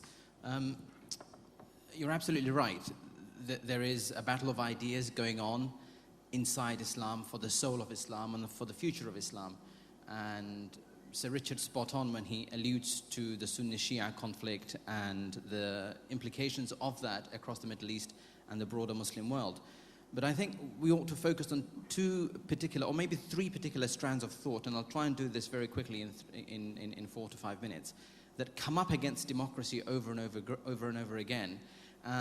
Now, Muslims globally, the current population is about 1.6 billion people, of which only 20% are in the Middle East, in the Arab world. Now, the significance, of course, is that inside the Arab world is the beating heart, if you like, of the global Muslim world. So Mecca, Medina, and the geography as well as the iconography comes directly from the Middle East. So what happens here resonates across the Muslim world. Now, in the heart of the Middle East, we've got a major problem with most Arabs and Middle Eastern Muslims' attitude towards democracy. And here we have these three major thought patterns, players coming into force. First, we have the extremists or the jihadists, by far the smallest number, and yet create the largest headlines. I think it was an Italian philosopher who said that the discourse of the disorganized majority is controlled by an organized minority. And that's exactly what we're seeing being played out across the Middle East, that we have a very organized minority of jihadists who dominate the global Muslim agenda. Now, what's their attitude towards democracy? Theirs is not a reading of Athenian democracy. Theirs is that democracy is not just about voting, it's also about popular sovereignty. And therefore, it violates God's sovereignty. Their attitude is what they call Tawheed al-Hakimiyya, or that God must be sovereign as, quote-unquote, the ruler, al-Hakim, on earth. And Sharia or Muslim law must be sovereign, and anything that violates that, i.e. man's or woman's or human being's ability to be in parliament, to legislate good or bad, therefore must be contradicted and opposed. So it's from that religious principle, a very Salafi, very Wahhabi attitude, and Sir Richard touched on Saudi Arabia, that we have this opposition to democracy. Now, the second strand of thought that's very interesting, and it's very divided, is Islamist thought, political Muslims or politicized Islamists. And now, the best experiment is perhaps in Tunisia at the moment in the Arab world. And there you had Rashid Ghannouchi, the head of the Ennahda party, saying something very interesting, saying that French-style secular democracy, or secularism in particular, he opposes because it's anti-religion. But British or American-style accommodation of religion in the public space, that kind of democracy, he and the Ennahda party, and also the Turkish AK party, have welcomed. Now, Islamists, whether the Muslim Brotherhood or others, their game is to use democracy to get into power. So it's welcome, yes, to get into power, but they don't yet, as we saw with Egyptian President Morsi in government for a year, understand checks and balances, democratic culture, the rule of law. So there's a whole challenge there in terms of educating Islamists in the broad democratic culture. And I'll end on my third point, and that is the third thought pattern, or the third political sphere in which democracy is hugely relevant and hugely opposed, is the Arab political regimes, whether it be the dictatorships, whether it be the monarchies, or whether it be those in between. They talk often about demokratiya, or democracy in Arabic, but take every measure to try and contain it, control it, and keep it at bay for all kinds of political short-termist calculations, and supported, if I may, by most of our governments in the West. So democracy is of central relevance to the future of Islam and the future of the Middle East and the future of the Muslim world, but it has these three different constituencies that either oppose it, harbor it, or otherwise. And I think I'll end here and hand back to you. Shukran. Thank you. Now, Kishore Mahbubani, who has been a very experienced diplomat from Singapore, has been at the United Nations, now is a scholar of political science, and comes from a region of the world which probably has as many Muslims as the Middle East, but it's a different kind of Islam.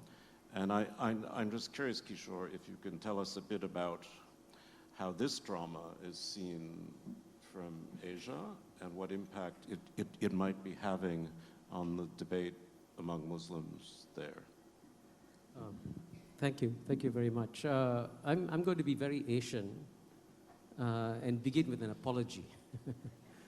And I'm going to apologize if my remarks make you uncomfortable. But I'm afraid I have to do that because the world that is coming is frankly outside the comfort zones of many in the West. So if I'm to try and give an indication of how I see the world, then I may have to make you uncomfortable. But let me begin by emphasizing that I'm neither Western nor am I Muslim. I was born a Hindu, by the way. So I'm trying to give an objective third-party view. And here I must say that when I come to a conversation like this, what I fear most about the room like this is that you hear a very incestuous, self-referential, self-congratulatory discourse on the state of the world, which often doesn't capture what the world is really like. And let me explain by talking about ISIS. Now, ISIS is a malignant tumor. It should be destroyed. So that's my stand on ISIS. But you know, if you take a clinical view of ISIS, as you know in cancer, if you kill a tumor, another tumor appears unless you look at the whole body and understand what's wrong with the body. And here I fear that a lot of the analysis here goes wrong because you don't look at the body politic as a whole and say what's wrong with the global world body. And we are entering a completely new era of world history, which is so different from what we've had in the last 200 years, marked by two key factors. One is the end of the era of Western domination of world history. It was a 200 period of aberration that's ending now, and that's normal. And then you're seeing at the same time the great convergence where the world is becoming smaller and smaller and smaller, and we live side by side, cheek by jowl with each other. The confluence of these two factors is therefore aggravating the relations within the Western world and the Islamic world. And so many in the West want to say the problem is over there and not over here. Consider the possibility that the West may be equally responsible for this problem. Because I can assure you one thing, you mentioned about the Muslims. I want you to know that the largest Islamic democracy in the world and a successful democracy is in Indonesia, in our part of the world. They're modernizing and succeeding. But they also contain the seeds of anger that have led to the creation of ISIS. And it's not democracy they're worried about. They look at the number of bombs and drones that have killed Muslims over the last 10 to 15 years. With modern technology, they see it on a daily basis that Muslim lives have become inconsequential. And some people get very angry, and it's therefore not surprising that 25,000 young people, many of whom don't speak Arabic and know nothing about the Arabic world, go and fight in ISIS. So my point to you is that you chop off ISIS without dealing with a larger problem, another ISIS will come up. So the question is, when are you going to address the real issues that have caused this problem? I think it can be done. I am fundamentally optimistic about the world. I actually believe that 99.9% of the Muslims in the world, of the 1.6 billion you speak about, share the same Asian dream of wanting to modernize, succeed, and move ahead. But that still leaves 0.1%. Now, 10% of 1.6 billion is 160 million. 1% is 16 million. 0.1% is 1.6 million. How many ISIS can you create with 1.6 million? So therefore, if you want to avoid a recurrence of the Al-Qaeda going to ISIS to something else, please ask yourself the bigger, broader question. What has the West done to create this enormous alienation in the Islamic world? Thank you, Kishore. Spoken like a good Hindu. Thank you.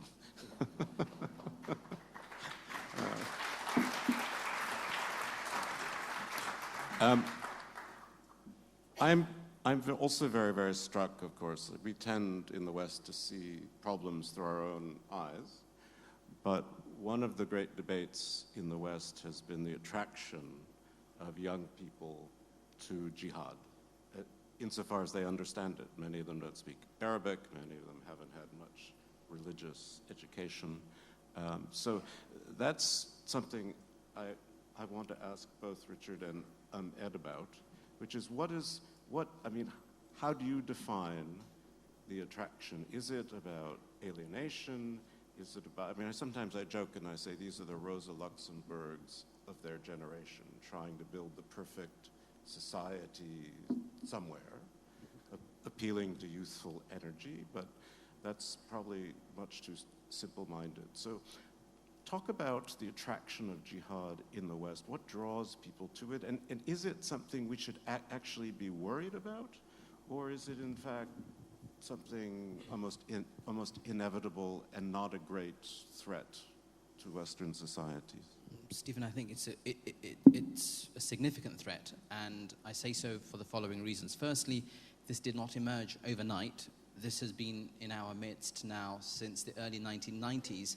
And I identify the early 1990s because that's when we had another huge conflict going on in Europe, i.e. the Bosnia conflict, where between 1991 and 1995 you had white, blonde, blue-eyed Muslims being killed for being Muslims in the midst of Europe, when we said after the Holocaust, never again. So when that was happening, we had on our university campuses in Britain young activists who were given political refuge, Umar Bakri Muhammad, Abu Qatada, and others who radicalized an entire generation of young Muslims like myself, born and raised in the UK. And their argument was attractive, that if young, white, blonde, blue-eyed Muslims who were integrated into the fabric of Europe with secular names and ate pork and drank alcohol can be killed, what then for people like me, and what future do my generation have? I was 16, 17 at the time, and that narrative was attractive. Now, fast forward to where we are now.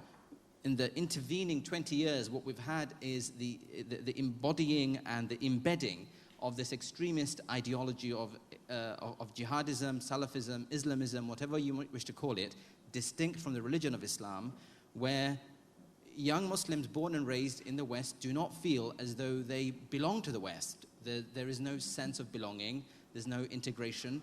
There's, as we can see now with the refugee crisis, great complexity as to what Europe itself stands for. In that confused European identity, to then invite young Muslims to integrate is and was hard. But is jihad attractive? It is, and it's attractive for the following reasons.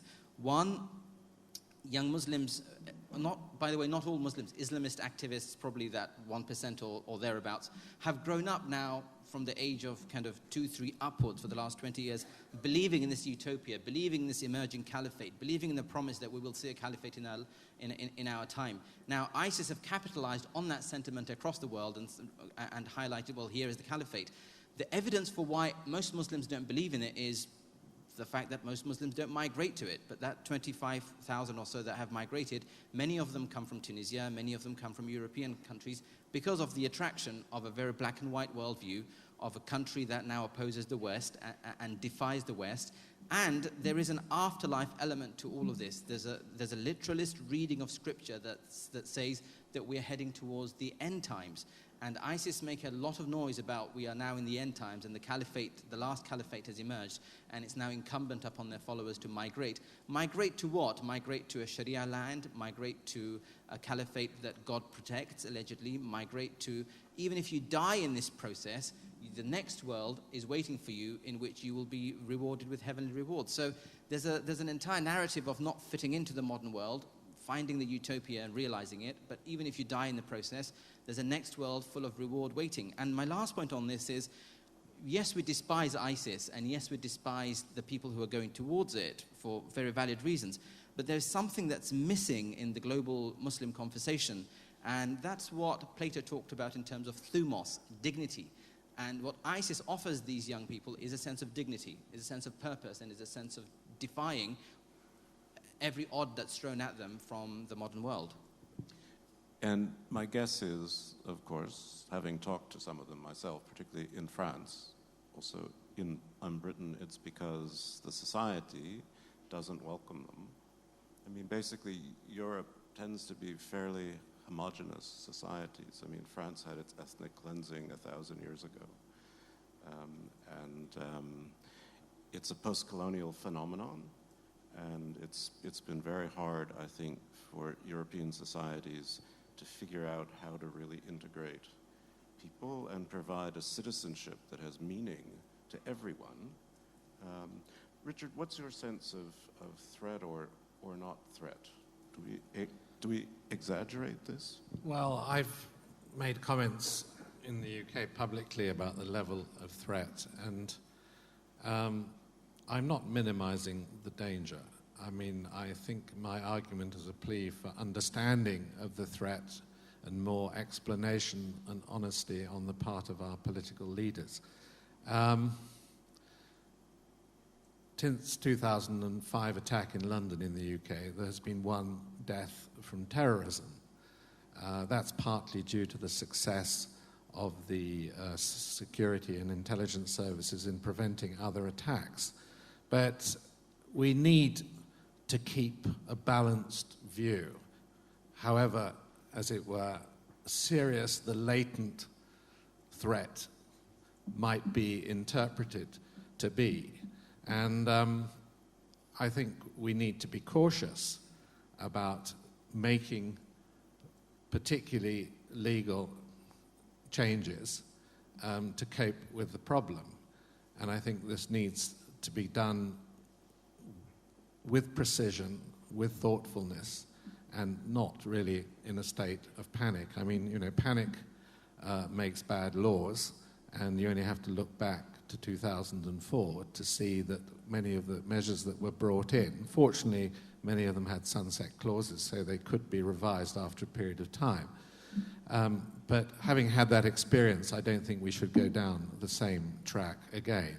I mean, it's very difficult for me to stand up and say, well, the threat isn't as serious as people are making out. But on the other hand, we should, you know, look at the facts that are available to us at this particular time. I think Ed's explanation, and of course he speaks with personal experience in a way, of the phenomenon of radicalization is absolutely spot on. And I mean, historically, this has happened in many religious movements, so perhaps we should not be particularly surprised. I think Mr. Cohen here wrote a very good article in the International New York Times, which basically put forward the thesis, which I agree with, that, you know, life for young people, if you're feeling excluded socially, can be very, very tough in the West. You know, personal responsibility, the pursuit of ambition is not easy. To adhere to a religious belief that suddenly solves all these problems for you, particularly when it's romanticized, is a very seductive alternative. And I think that's the phenomenon that we're seeing at the moment. But the threat that I'm most worried about after 9/11, which we expected to happen, was a more strategic series of attacks that might have been, let's say, a nuclear contamination incident or a biological contamination incident. And some of these things, to my surprise, haven't happened. Now, I don't see evidence at the moment that ISIS is yet planning to go down this track. They're preoccupied with fighting their own battles.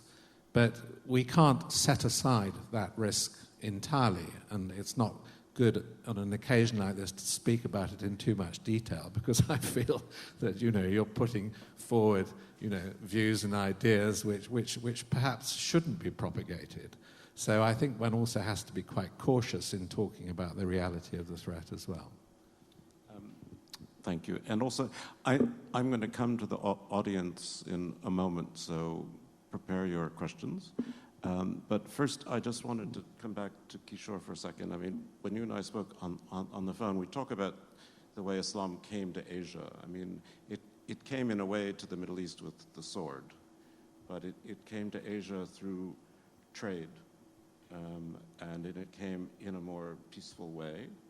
But at the same time, the debate going on in the other part of the world in Islam must be having its effect.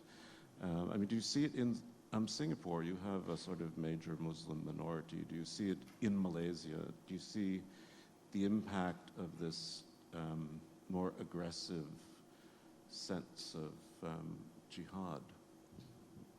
Well, I mean, I mentioned how the world is becoming smaller and smaller, interconnected, interdependent, and the same has happened to the Islamic world. When I was young, when I was studying in the University of Singapore, and when I went to Malaysia, to a fellow campus at University of Malaya, lots of young Malay Muslim women, and guess what they wore? Mini skirts. Today I go to the same campus across in Malaysia. It's not 90%, it's 100% of the women are all wearing the hijab. In my lifetime, I've seen the same population of people gone from wearing miniskirts to the hijab. Why? Technology. It has shrunk the world. So what was, in a sense, a perception over there comes over here. So the point I want to make is that for every issue that you see, there is actually a rational analysis you can make. The great strength of Western civilization is your use of rationality. You can apply rationality to understanding Islam. You mentioned how it began in the 1990s. Actually, it began in the 1980s because, as you know, the West sponsored the jihadists to fight in Afghanistan. And after you won the war in Afghanistan, you destroyed the Soviet Union, you walked away, and you left Osama bin Laden behind with all the weapons, with a cause. And guess what? 9/11 was the effect of a cause in the 1980s. And in the same way, if you want to understand how ISIS emerged in Iraq, there was an invasion of Iraq, which was bad enough. But the most remarkable thing was that the military was destroyed and the Ba'ath Party was destroyed. You created an incredible political vacuum that then created all these things. So there's a rational explanation for everything. So if you want to avoid a recurrence, please go back and understand what went wrong before to ensure we don't repeat the mistake again. Richard mentioned the 7/7 attacks in 2005. I actually published a book in New York in 2004 on America and the world, and I said it is only a matter of time before a major Western city is attacked by Muslim terrorists, 1 year ahead of 7/7. It was obvious that it was coming because the forces had been unleashed.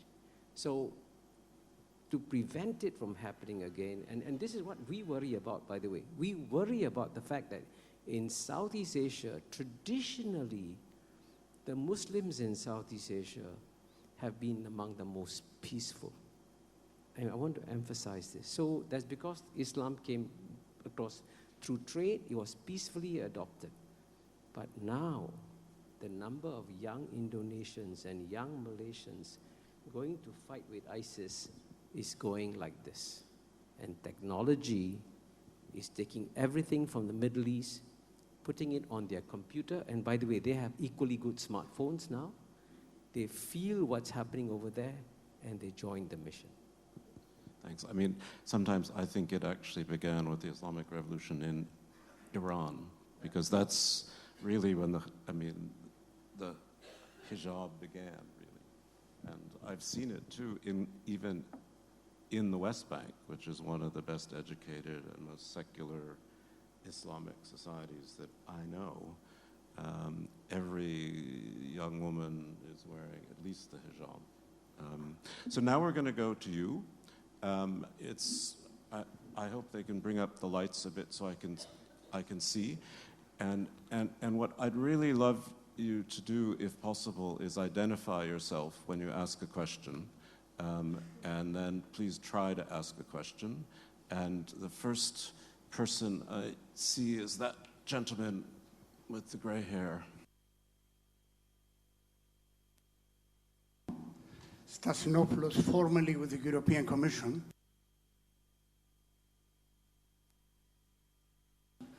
That a French politician, which is not a man of the left, Dominique Villepin, a couple of months ago or a year ago said that IS, the Islamic State, is the deformed child of Western arrogant policies. So Kishore Makhtubani put forward some ideas which up to now I thought are shared in Europe by the left, or reading Guardian, you know, a leftist somehow periodical. I would like to have whether Kishore Makhtubani could comment on that, whether Dominique Villepin is exaggerating the issue. That sounds very Villepin-esque, who's not a man of the left. Let me take one other question to perhaps here, this lady. Thank you. Let's get 2 or 3 questions, and then I'll come back to the panel. Ma'am. Yes, hi, Veronica Callis, Doctor of Archaeology.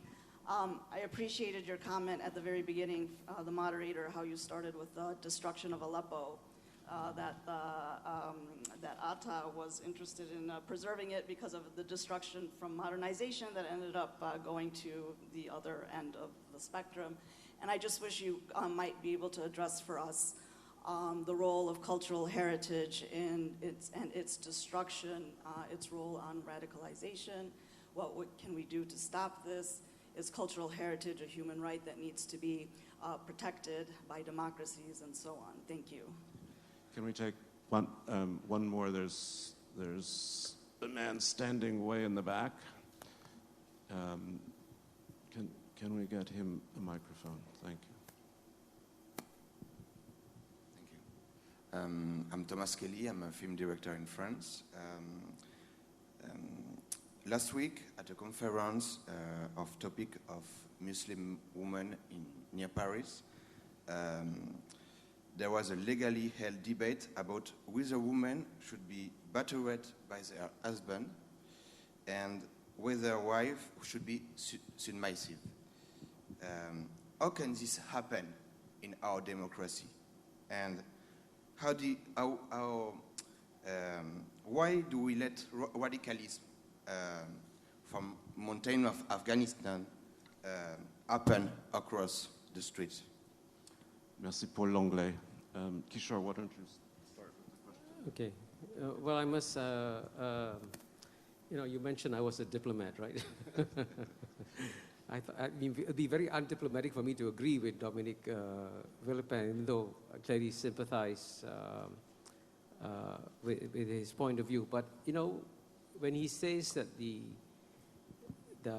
what's happening in the Islamic world is as a result of distorted Western policies or whatever, if I heard you correctly, the one point I also want to add to balance what I've said is that, I tell my Muslim friends this. I say, why are the Asian societies succeeding so well? And why isn't there a successful modernizing Islamic society in the Middle East? Why not? And I say one reason is that we Asians, we stopped blaming the West.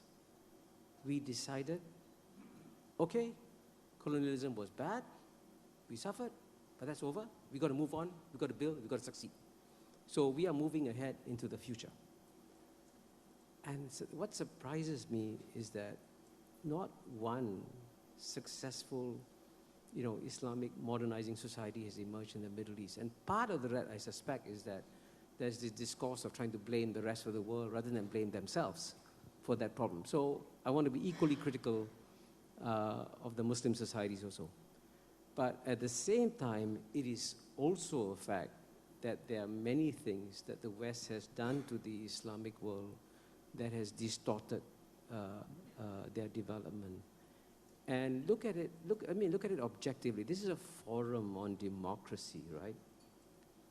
You know what happened when the one North African state moved towards democracy? Algeria. And then at the same time, by the way, another Southeast Asian states moved towards democracy, and both in Algeria, in Myanmar, there was a reversal. You put sanctions on Myanmar for reversing democracy, but you did put sanctions on Algeria for reversing democracy because the Islamist parties won in Algeria. So your double standards of the West, when it comes to dealing with Islamic societies, is actually very much, the West Islamic world is very aware of this. So that's why I say the West has also got to engage in equally deep reflection. What are we doing wrong? And if I can just add one critical word, just one quick word, to add to your point about dignity, there is a very simple solution to the problems between the West and Islam. Please treat the Islamic world with respect. Respect is critical. They feel that you don't respect them now. You regard them with deep condescension. They can feel it. So my suggestion to you is please treat them with respect. It makes a huge difference. Cultural destruction. Well, I'm happy to comment briefly on cultural destruction. I was originally started life as a historian, and I don't find the phenomenon of the destruction of cultural heritage by religious movements surprising.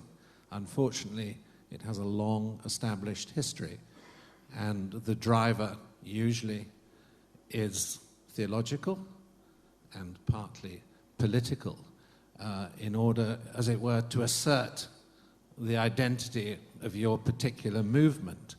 And England certainly has an extraordinary history of iconoclastic movements, which destroyed large bits of our cultural heritage at various times.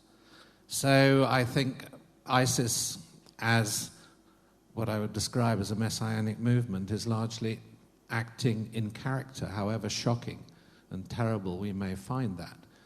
And obviously, we saw the same with the Taliban when they destroyed the Buddhist images at Bamiyan. We all wish to prevent and stop this because our society, as it's constituted now in the West, values the cultural heritage very, very highly. And of course, it's because we value it so highly that ISIS make a point of behaving in the opposite manner. Can I just comment a little bit on the issue of, the West's involvement with Islam? I'm slightly concerned by the turn of the argument that it's all the West's fault, and I see that trend in this discussion. Personally, I think that to solve these very complex problems, we have to try to dispose of some of what I would describe as the historical baggage and the overlay, with which I started my talk, touches on the complexity of the issue. What alarms me now about the Middle East is the failure of the powers that be in the Middle East to approach the solution of their own problems. For example, Turkey could have solved the problem of ISIS very quickly had it wished to do so. The Egyptians have very powerful armed forces. Are they deployed on this problem? They are not. I could go on to make my point. Ed, if I could just, it's a related question, but part of the point of cultural destruction is this tendency to go back to the roots, to go back to the days of the prophets, insofar as anyone understands what those were like. And why does that have such power? It's not a modernizing idea, it's quite the reverse. Is it to shed you know, all sorts of Western influences and start afresh, or what is it exactly? It's those things, Stephen, and more. There's petrodollars coming out of Saudi Arabia and the broader Gulf that funds an entire world view that advocates going back to, quote unquote, the roots, simply the Quran and simply the Sunnah.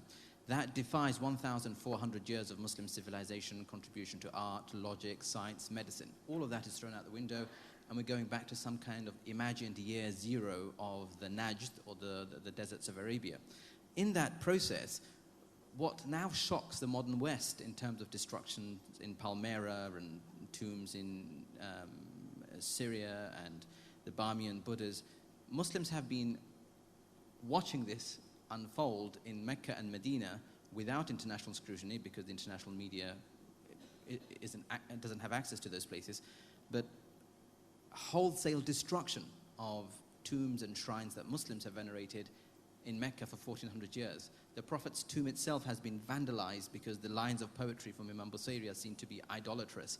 So Sir Richard is right. The Oliver Cromwell movement that came to fore in England in destroying and whitewashing churches and damaging musical instruments and wiping off smiles and imposing black on people, all of that is going on as we speak now across the Muslim world, thanks to Saudi financing, but a real desire, because the Ottoman Empire was seen to be too westernized and too Europeanized. In 1857 with the Tanzimat reforms, it decriminalized homosexuality. This is 150 years ahead of what we're hearing today going on in America. So there is this impulse to go back in an age of confusion, in an age of modernity, that what's black and white, right and wrong, heaven and hell, tends to appeal. But that appeal isn't enough. It's also underwritten by the financiers that are our Gulf allies that promote this mindset across the Muslim world, that defies the Ottomans, the Abbasids, the Mamluks, and great civilizations that preserved the Greek heritage that came out of this place and then forwarded that to Spain, to France, and to Britain. All of that's now seen to be alien, and this imagined return to a year zero mindset grips us. Thank you. No, I mean, it's interesting you use the word year zero, because I sometimes think of Pol Pot and the Khmer Rouge. I mean, it feels like the same kind of écrasé of the past. Let's take a couple more questions. We're sort of running out of time, but it's an interesting topic. There's a woman there with her hand up in a white blouse. You, yes. Could you stand up, please? Hello, my name is Charlotte Matthews. I'm a law student from France.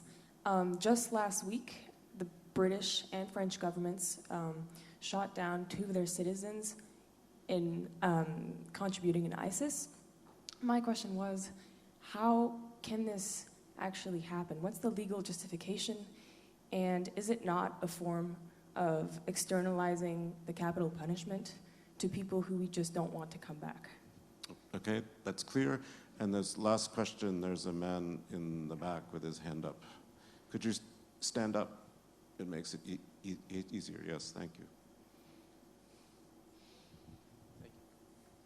My name is Haris Economopoulos. I'm a lawyer and also the president of the British Hellenic Chamber of Commerce.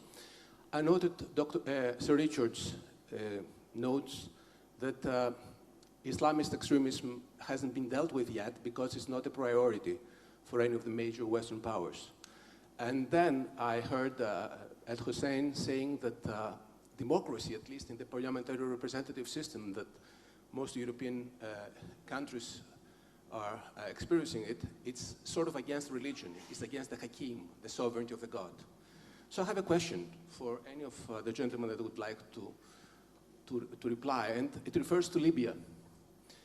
Yes, Islamist extremism is not a priority yet, apparently, but in 2011, there was a combined cooperation between the West, the United Nations, and other countries that has led to a situation comparing Libya to a failed state. So my question is, take into consideration that the effort of the United Nations right now is allegedly to implement a Western style of democracy in Libya. And the fact that although Islamist extremism is not a priority, yet it's being enhanced, do you think that there was a strategy perspective back in 2011 or now compared to what happened then and is happening now in Libya. Thank you. What I think I'm going to do now, because time is short, is just go back to the panel in reverse order and let them answer these questions if they like, or just summarize. So, Kishore, why don't you? Yeah. Take about 1 minute. Yeah. Two quick points. Firstly, there is no conflict within Islam and democracy. And if you want proof of that, look at the largest Islamic state, Indonesia. And what really made me very happy in the Indonesian elections is that there were some what you might call more fundamentalist parties running in the elections, and guess what? Their share of the vote was very small. That indeed, if you give them a choice, they vote for the same kind of modernizing parties that the rest of Asia is voting for. So there's no conflict between Islam and democracy. The second point very quickly I want to make is that, since this conference is about democracy, I suggest to you that one simple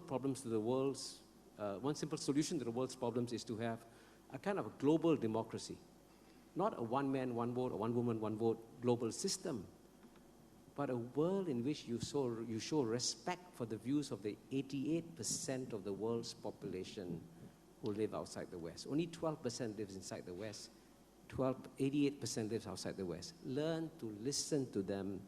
Learn to listen to why some of them are very angry. And if you can listen to them and find solutions to what they're saying to you, then I think it will solve many of the problems. Okay, good. Ed. I'll just quickly say that I think it's fundamentally wrong to kill your own citizens, even if they're in a combat situation, via drones or any other means, without due process, without upholding the rule of law. If we do that, we enter the law of the jungle, and the moment we enter the law of the jungle, we can no longer claim to be civilized, and if we can no longer claim to be civilized, then there's essentially very little distinguishing us, civilized Muslims, civilized Westerners, against the savages that try to kill in the name of extremism.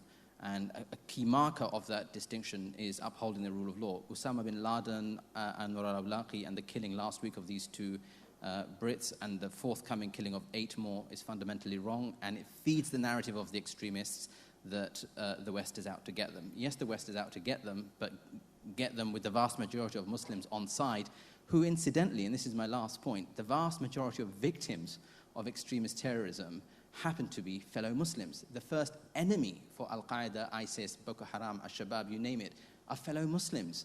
So the moment we lose mark of that distinction, and then we start killing our own citizens in the name of some preemptory strike, we lose what we stand for, civilization and the rule of law.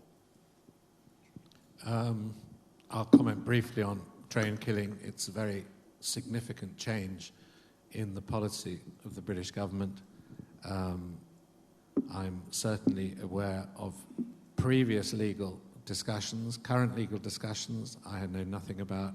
I haven't seen the arguments that government lawyers would have had to produce to justify this action, but it is a very, very significant change in the attitude of the British government, to my knowledge. The question about Libya and the larger issue of strategy, obviously the outcome of the intervention in Libya has been pretty disastrous, but maybe this is a note to end on. I said earlier that ISIS was everybody's second or third problem, and therefore there was no move to solve it. We haven't mentioned migration, which is perhaps the most potent issue politically in Europe, and certainly the most potent from a humanitarian point of view. But if we're to solve the problems, driving the problems, a strategic approach to the complete destabilization of the state in Libya and Syria, and this takes us into the fundamentalist issue, seems to me we have to start putting this first in our priorities. Thank you. I just want to thank all of you for your patience, and to thank the panel, and join me in applauding them, and we'll move on.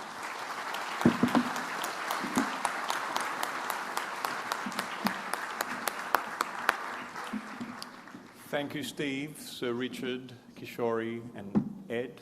I'm happy that we touched on the topic of cultural heritage. It's very pertinent to the next segment, because we're going to change the pace a little bit, and instead of a panel, we have a conversation. We have Roger Cohen, who is columnist for the New York Times, based in New York, in conversation with Jeffrey Robertson, QC and founder of Doughty Street Chambers, based in London. A conversation on culture and democracy.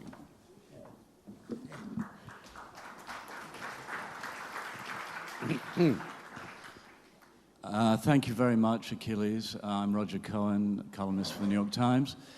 Well, after the barbarians of ISIS, we thought we'd take you on a brief diversion to an unemotional issue, whether or not the Elgin marbles should be... The Parthenon marbles. Well, as you can see, when you have a difference even on terminology, you have a problem. What is known as the Elgin marbles in Britain is known here, of course, as the Parthenon sculptures. And Lord Elgin, who was Britain's ambassador plenipotentiary to the Ottoman Empire, which then occupied this particular piece of real estate, is variously regarded by some in Britain as a savior of these sculptures, which would otherwise have been destroyed, or as a vandal. The works of which we are speaking, and here's the relevance to our overall topic, are, of course, the highest artistic expression of Athenian democracy, of the world's first democracy. And as anyone who's visited the wonderful new Parthenon Museum knows, feelings here run extremely high on the issue of their return. And speaking to cultural mingling, to talk about this today, you have an Australian who doesn't sound like an Australian. That's Jeffrey Robertson, one of Britain's leading barristers, and myself, an American who doesn't sound like an American. So, Jeffrey, we've been talking about the universality of democratic ideas, even if that was contested by Mr. Lee, and we've been talking about the universality of culture. So isn't it a good thing, really, that this very highest expression of the world's first democracy should not, in fact, be concentrated in one place, but should be dispersed, and that about 30% of the original frieze and associated statuary should be open to the many, many visitors of the British Museum, and indeed visitors to museums in France and Germany, rather than concentrated in one place? Isn't that, in fact, a good thing? Okay, let's start. Private Eye calls me an Australian who's had a bowel transplant, so bear with that. But this is the British Museum's defense. It calls itself a something for everyone museum, and it prides itself on having the Elgin marbles, as it's called by law in Britain, in the Duveen Gallery. Duveen is a great fraudsman, a dreadful crook, but he donated the gallery where, in disrespect of these marvelous figures, they are situated and will be situated forever if the British government has its way. And they say, look, we're a something for everyone museum. You can skip through the Duveen Gallery, you can go and see Tutankhamun's tomb, you can then go and see the chessmen from the Isle of Lewis and what Captain Cook brought back from the Pacific. And this is a kind of cultural smorgasbord in which half the Parthenon sculptures that survive become a cultural tidbit. Now, this is the British Museum's sole argument, really, because it can't argue that... The museum doesn't call it a cultural tidbit. No, I call it a cultural tidbit. The museum calls it a something for everyone museum, okay? 40% of the visitors don't even go to look at the Elgin marbles. They rush down to Tutankhamun's mummies. The whole point of reuniting the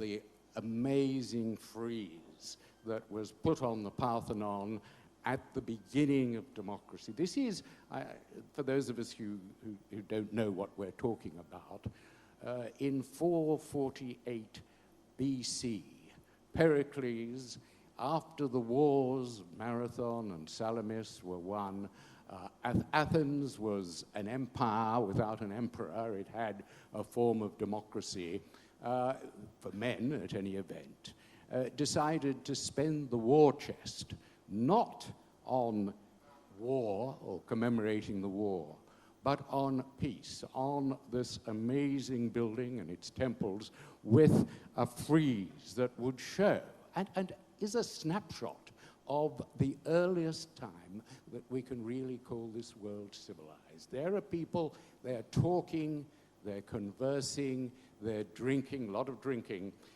they're playing games. It is a kind of snapshot of the beginnings of civilization. And this is kind of ripped in half by the determination of the British government, and particularly the trustees of the British Museum, to keep the statues and the frieze that was ripped off the wall illegally by Elgin's workmen. But Geoffrey, modern Greece did not exist then. Athens was part of the Ottoman Empire. Money exchanged hands. Was this not simply an acquisition by one power from another power that does not exist today, the Ottoman Empire? It was, many argue, a commercial transaction and a legal one. No, it wasn't. It was totally illegal. We did a careful study of this as part of our legal An unbiased opinion study? Yeah, absolutely. And what we found was that the application by Elgin for a license was merely to do casts of the sculptures and the frieze, and to dig up bits of sculpture that were on the ground after the Venice explosion by the Venetian troops back in 1680. And whether that license was given or not, we don't know. We haven't seen that. License has never been produced. There was an Italian version of the license, which makes clear that it only related to taking molds and to digging up bits and pieces of sculpture on the ground. So there is no question but that Elgin had no right in law. What he did, what his men did, was to bribe the Turkish governors. We've now got a list of the dueling pistols and the telescopes, not to mention the money that they were paid. There was no legality at all about the transaction, and Elgin didn't pretend that there was when he gave evidence in 1816 to the British Committee. He said that we exceeded the terms of the firman. There was no doubt about that. The committee found that they did. His defense was... The Parthenon had been a church, it had been attacked by the Venetians, it had been a mosque, it had been many things since the 5th century BC. And isn't the argument that there was a real danger that they might have been destroyed if Elgin hadn't rescued them a valid one? Elgin didn't rescue them. He misappropriated them. He ripped them off the wall without permission. They'd stood for 2,300 years, despite all that had happened. They were there. The Venetians had tried to rip them off and couldn't. Elgin had 300 workmen. Elgin claimed in his evidence that he'd come to Athens, he'd seen, he talked to the Turkish soldiers, he feared that they would be destroyed if he didn't, quote, rescue them. That was a total lie, because we discovered that he didn't come to Athens until the middle of 1802, when at least half of them had been ripped off. So he invented this in order to obtain money from the British government, because he was bankrupt, and he was desperate by 1816 to obtain some money from the sculptures that he'd taken for his own. The idea was to have them embroider his Scottish estate. So, and he used his power as ambassador, and he used the British Navy to cart them off. So Britain, I think, is liable for his depredation. Geoffrey, today Greece is a democracy. It's a troubled democracy, but it's a democracy. Britain is a democracy. Why can't two democracies within the European Union conduct diplomacy between each other to resolve this problem? You, I think, believe that the only way this can be resolved at this point is through legal means, and whether in the European Court of Human Rights or the International Court of Justice. If we can have diplomacy over the Iranian nuclear program, why can't two democracies conduct cordial diplomacy that would resolve this issue? Because Britain has utterly refused for ever since, I think, the first Greek demand was made in the 1830s when the Parthenon was given to trust to the Greek Archaeological Service. From that time onwards, Greece has been requesting, politely asking, and it is quite clear that although the Foreign Office at several times have said privately, we obtained private memoranda from the Foreign Office, which has said the marbles should be handed back. We have no right to them, that British government has refused. They've locked them up by legislation, an 1816 law, passed because Elgin had no proper title to them, vested them in the trustees of the British Museum. An 1963 law prevents the trustees of the British Museum from dispersing them. So that the only solution to unlock them, because of this locking up by domestic British law, is international law. And Britain refused. The final gesture was in March the 26th of this year, when the UK adamantly refused to UNESCO's request that it should engage in mediation over the future of the marbles. They're looking at the history. There is no doubt that diplomatic and political efforts over the last 200 years have come to nothing and will come to nothing. The marbles will remain in the Duveen Gallery, honoring the memory of an art fraudsman, forever, unless the Greek government takes legal action that is available to it, or request UNESCO. I believe UNESCO has a duty and has the power to bring this before the International Court of Justice, and I consider that the precedence is such, and the importance is such, given what ISIS is doing, the need to develop laws about cultural property and the protection of cultural property, the time is now ripe. And if Greece doesn't start taking that action relatively soon, it will face the legal argument that it stood on its rights for too long. But does culture belong to anybody?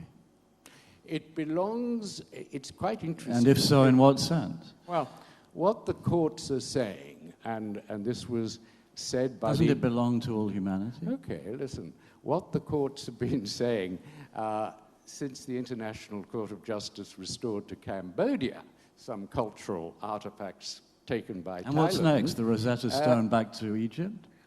Well, look, where do you stop? One thing at a time. What the courts, Roger, what the courts are slowly saying is that it is part of a nation's sovereignty to own what they call the keys of its natural, of its heritage, of its historical heritage. And for that reason, the International Court of Justice ordered the restoration to a Cambodian temple of artifacts taken by Thailand. Then Italy, the highest court in Italy, ordered the return to Libya of the Cyrene Venus, because it was part of its cultural heritage. Then courts in Ireland, in Britain, and in America have used the same terminology, that it is part of a state's sovereignty to own the keys of its natural heritage. And then there is, of course, so that is one line of argument that Greece could and should deploy. The other, but aren't you being more Greek than the Greeks? If the Greek government has declined to bring a lawsuit up to now, why are you an Australian working in Britain, telling the Greeks they damn well better get on with it. It's been suggested that they should be returned to Melbourne, where there are more Greeks than there are in Athens. But then they could be... That might be a good compromise. Then they could be called the Melbourne Marbles. But what... Well, I think, actually, that it is what I call the Navarino syndrome. Because whenever I talk to Greek politicians, they're all so grateful to Britain. You know, the Battle of Navarino, the first humanitarian intervention, coalition of the willing led by Britain, sunk the Turkish and Egyptian fleet and Greek independence, and of course the Nazis, and then the communists. So Greece, yes, we don't want to upset Britain. But what they don't understand is that Britain loves litigation. Britain is, I have to tell you, the leader of soft power.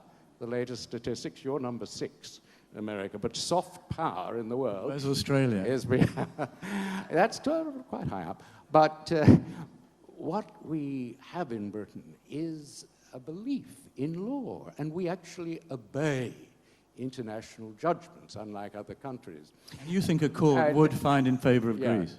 I think if the UNESCO sought an advisory opinion, as was done on the Israeli wall and so on, I think that there are enough precedents now for the International Court of Justice to say that this unique, let's face it, the Parthenon, there are 3 great monuments, historic monuments to civilization and to progress, really. The first is the Parthenon, above all. It's unique. Then you have the Pantheon in Rome, and until a week or so ago, you had the Temple of Bel in Palmyra, which was AD 32, when Christ was still walking the earth. That was blown up.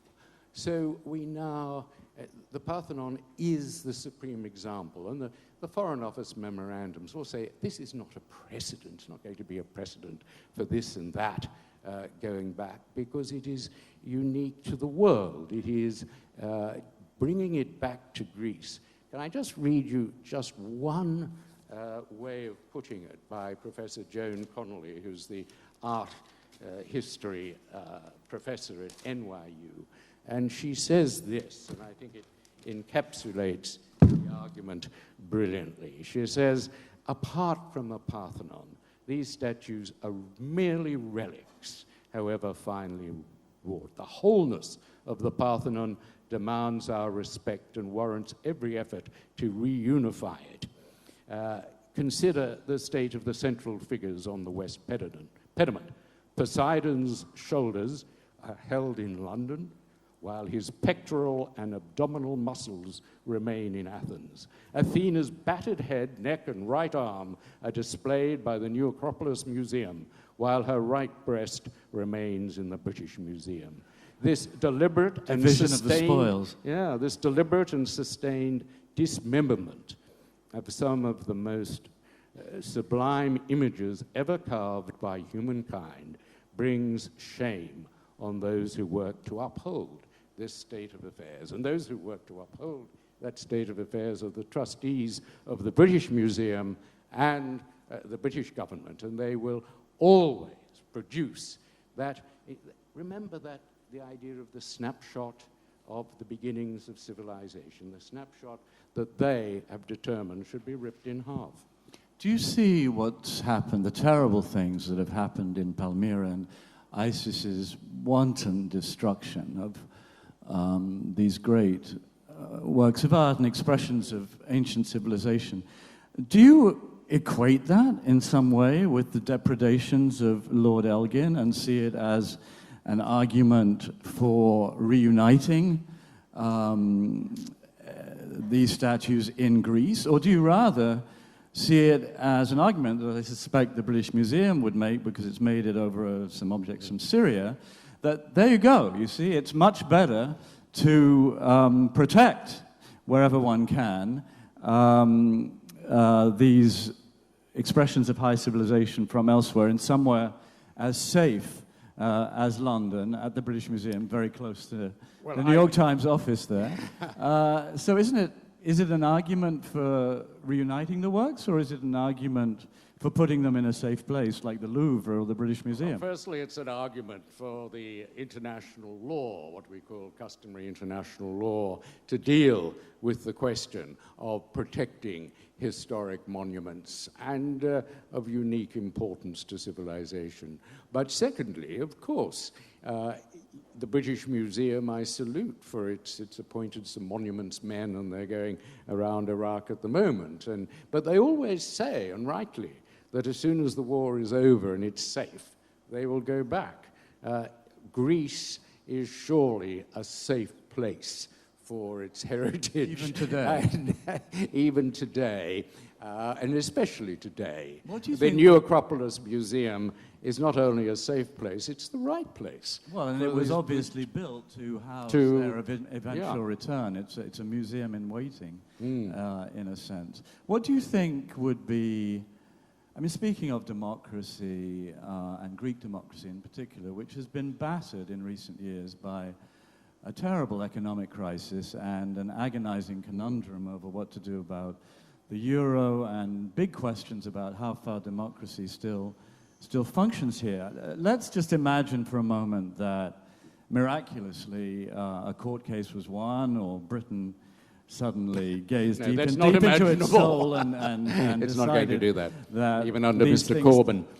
If the Parthenon statues or Elgin marbles came back here to that beautiful museum, would that somehow reinforce Greece, Greek democracy, even perhaps the Greek economy, by giving Greeks a new belief in themselves? Would it lead to outbursts of unproductive nationalism? Would it have no effect whatsoever? What do you think? Well, what I think is what's coming out of Chicago at the moment, this new school of economic historians who argue it's ideas, not capital, that produces growth, that produces development. They go back and they say, look at every country that has put its finances in order and progressed, and you see what that is associated with is cultural confidence. That societies that promote ideas in art, literature, and music. So this would be like a high-dose injection of cultural confidence. Well, who knows, but that is, I think it would give Greece the cultural confidence to move forward. And I think that's something that would be, we had the bailout. We had a bailout by Brussels bureaucrats and German bankers who didn't consider the need to give Greece the support to deal with the refugee crisis. I did the first case under the Lisbon Treaty about the right to dignity a few years ago, and it was quite obvious that Greece needed the support of the European community. I think that having the Parthenon marbles back where they belong, in the museum underneath the blue attic sky and the ruins of the Parthenon, there'll be such a boost to tourism, for a start, and to a cultural confidence that now economic historians associate with economic development.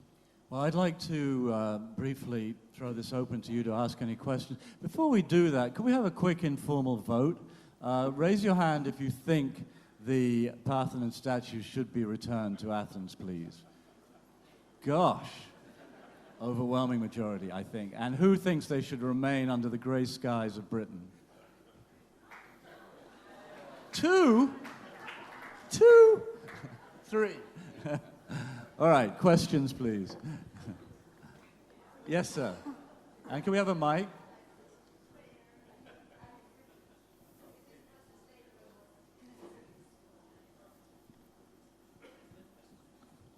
Thank you. I'm James Wright, the director of the American School of Classical Studies. One of the things that you got close to talking about but didn't was the issue of context. As a practicing archaeologist and as a representative for all American excavations in Greece for the Ministry of Culture, and you alluded to this in your remarks about Greek The Greek Archaeological Service, in the late 1830s, the nation of Greece declared that the cultural heritage of Greece belonged to the sovereign state of Greece. It's one of the earliest pieces of legislation. Why is it that we hear so much about the universality of cultural property, but we don't hear enough about why its context, literally the ground out of which it has been ripped and subsequently commodified for the antiquities market, isn't more important for understanding the meaning of the objects than its universal value for people to appreciate in museums? Well, the context is terribly important. I think the law is coming to appreciate this. I mean, the context of the Parthenon marbles, as Professor Connolly says, separately in the Something for Everyone museum, they are merely figures. They may be very finely wrought, but they have the context of the Parthenon and the associated temples is the context of 2,500 years ago in the world's first democracy that opted for peace, to use its money to celebrate peace, to celebrate happiness and love and the Athenian procession. And it took the marble from the hill. Phidias and the architects conceived it as a whole.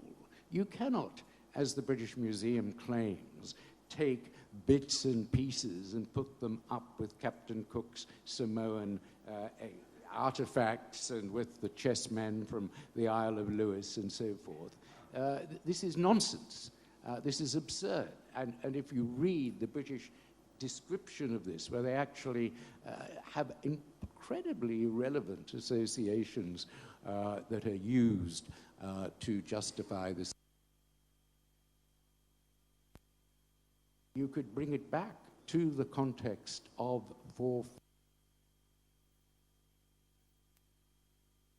writing the first histories of the world, when Euripides and Sophocles were writing plays, when Socrates was an apprentice stonemason chipping away and building the Parthenon. And it presents, you see it whole. And it is that context that I think if this case were brought, I think there is enough law to argue that it is in the interest not only of Greek sovereignty, the sovereignty of modern-day Greece, but also, as well, of the world to be able to see this first snapshot of civilization reunited. Are you arguing that a Vermeer is less of a Vermeer outside Delft, or a Velázquez is less of Velázquez outside Madrid? No, I'm not. Okay. Kishore. Kishore Mahbubani, and I'm glad you used the word cultural confidence at the end of your remarks, because to me, when I'm asked to explain why Asia is doing well, I say it's because there's been an explosion of cultural confidence in Asia. So my question to you is, where do you see cultural confidence rising, and where do you see it diminishing?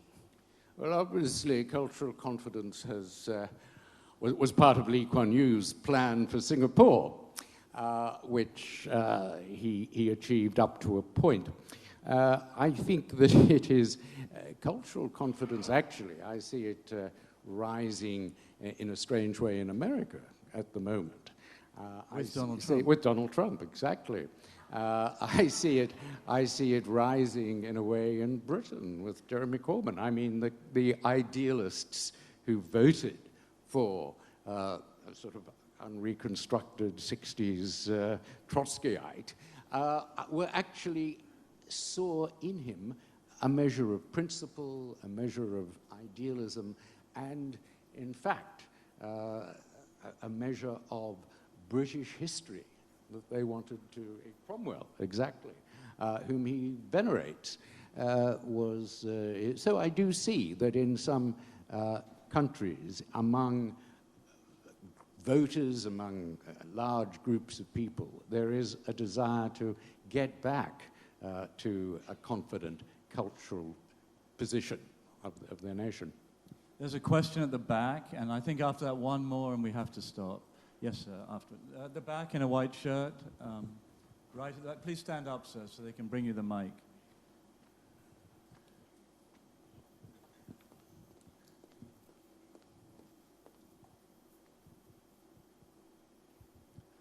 Jeffrey and Roger, great talk, very lively. It's been a little more gloomy earlier in the day, but Jeffrey, I think on the 20th, I think I know what the Greeks need to do.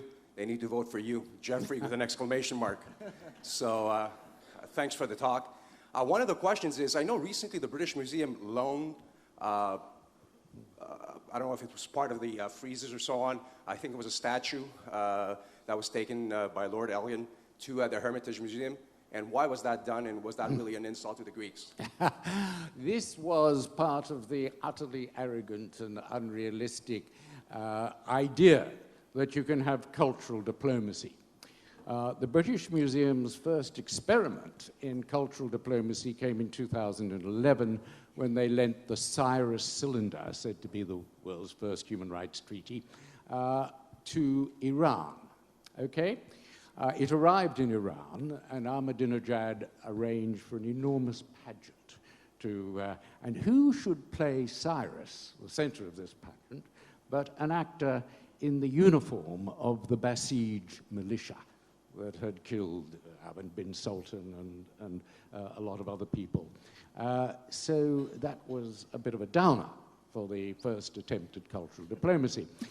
So then Neil MacGregor decides, in great secret, but in cooperation with the Times, to send the river god, Odysseus, to Putin. Whose pectoral muscles have been compared to Putin's. Yes, absolutely, very similar. And of course, this was at a time when there were sanctions against Putin for his attacks on the Ukraine, when in St. Petersburg, he had just closed down the British Council, because he's waging a war against NGOs. And so he was delighted at this cultural diplomacy. He didn't withdraw his troops from Ukraine or allow the British Council to reopen. But I think this is part of an element of irresponsibility in the British Museum's use of its treasures. But it wasn't designed to insult Greece. No, it wasn't, but we made a Freedom of Information Act request. And I will tell you that the amount for which the river god was insured would pay back Greece's debt. Last question. Here, please, thank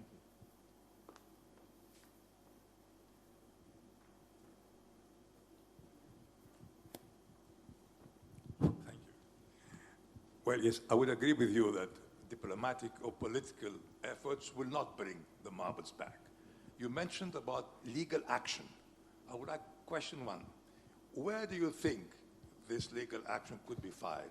Do you believe that the Hague International Court would have jurisdiction to proceed? And a second question, if you have a negative to that. Have you ever explored the possibility of forming an arbitration court for the auspices of UNESCO? Would Britain and Greece agree to submit the whole issue under the jurisdiction of an arbitration court? Okay, I've very clear that the International Court of Justice, which has 17 or 18 international judges, has jurisdiction to hear a claim made under customary international law by UNESCO. UNESCO has the power, the right to ask for an advisory opinion. And although it's called advisory, Britain, as I say, because Britain does obey international courts, would comply with it. And because most of the British public, actually, whenever they're asked, want the Elgin marbles, as they're called, sent back, it would probably be relieved to do so. There is no prospect, read the letter of March 26th from the British government, that it will ever agree to negotiation, to mediation, to arbitration. That's out the window. So the alternative, and there is another solution, which would mean a interstate action, Greece versus the United Kingdom, in the European Court of Human Rights in Strasbourg, under Article 1 of the Protocol 1, the right to property, the right to have sovereignty. This would pick up the sovereignty argument that this unique historical heritage belongs to Greece. So, but that has all been delivered. If you'll allow me to say, Roger, that we were asked by the Greek government to give our opinion. There were a lot of articles. The government has since changed. Well, yes, absolutely. But there were a lot of articles in May, including, unfortunately, in the New York Times, which said that the Greek government, the Greek government had rejected Amal Clooney's opinion. She was one of the team.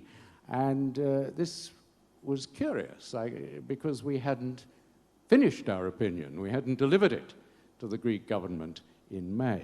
So this was hallucinatory journalism.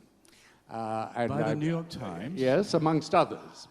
But the fact is, we delivered our opinion in July, a month or so ago. The Ministry of Culture thanked us very much and said it would be sent to be considered by the next government, or perhaps the government after that, or the government after that. So that's where the matter lies at the moment.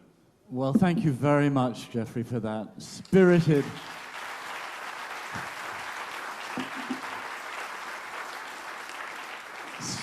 exposition on the now renamed Melbourne marbles. It was great talking to you. Thank you all.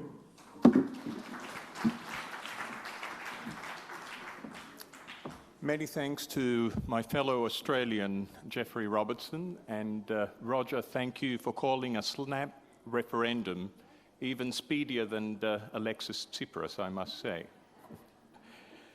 And we have come to our final panel, ladies and gentlemen, perhaps the most important transformation and powerful transformation today is taking place in the media. Now, I may be a little bit oversensitive to this, because this is what I do for a living, but there is no question that the rise of social media and the internet has totally changed the way we receive, digest, and discuss information. Typical of media, our moderator, our regional moderator, Alison Smale, has been called back to her reporting task for the refugee crisis. So Nikos Kostandaras, managing editor of Kathimerini, our publishing partner here in Greece, is taking her step and looking at the power of this new media and digital age to transform democracy. Joining him are Valerie Plame, author and former CIA operative based in Santa Fe, New Mexico, Georgia Albentino, public policy head, Google Cultural Institute, based in Paris, and Antonio Mujica, founder and CEO of Smartmatic Group, based in London. And Antonio, perhaps we can organize an electronic voting next year. But the president of the New York Times, Mr. Stephen Dunbar Johnson, will deliver the result of your referendum to the British director, the British Museum director, at our Art for Tomorrow conference. Nikos, over to you.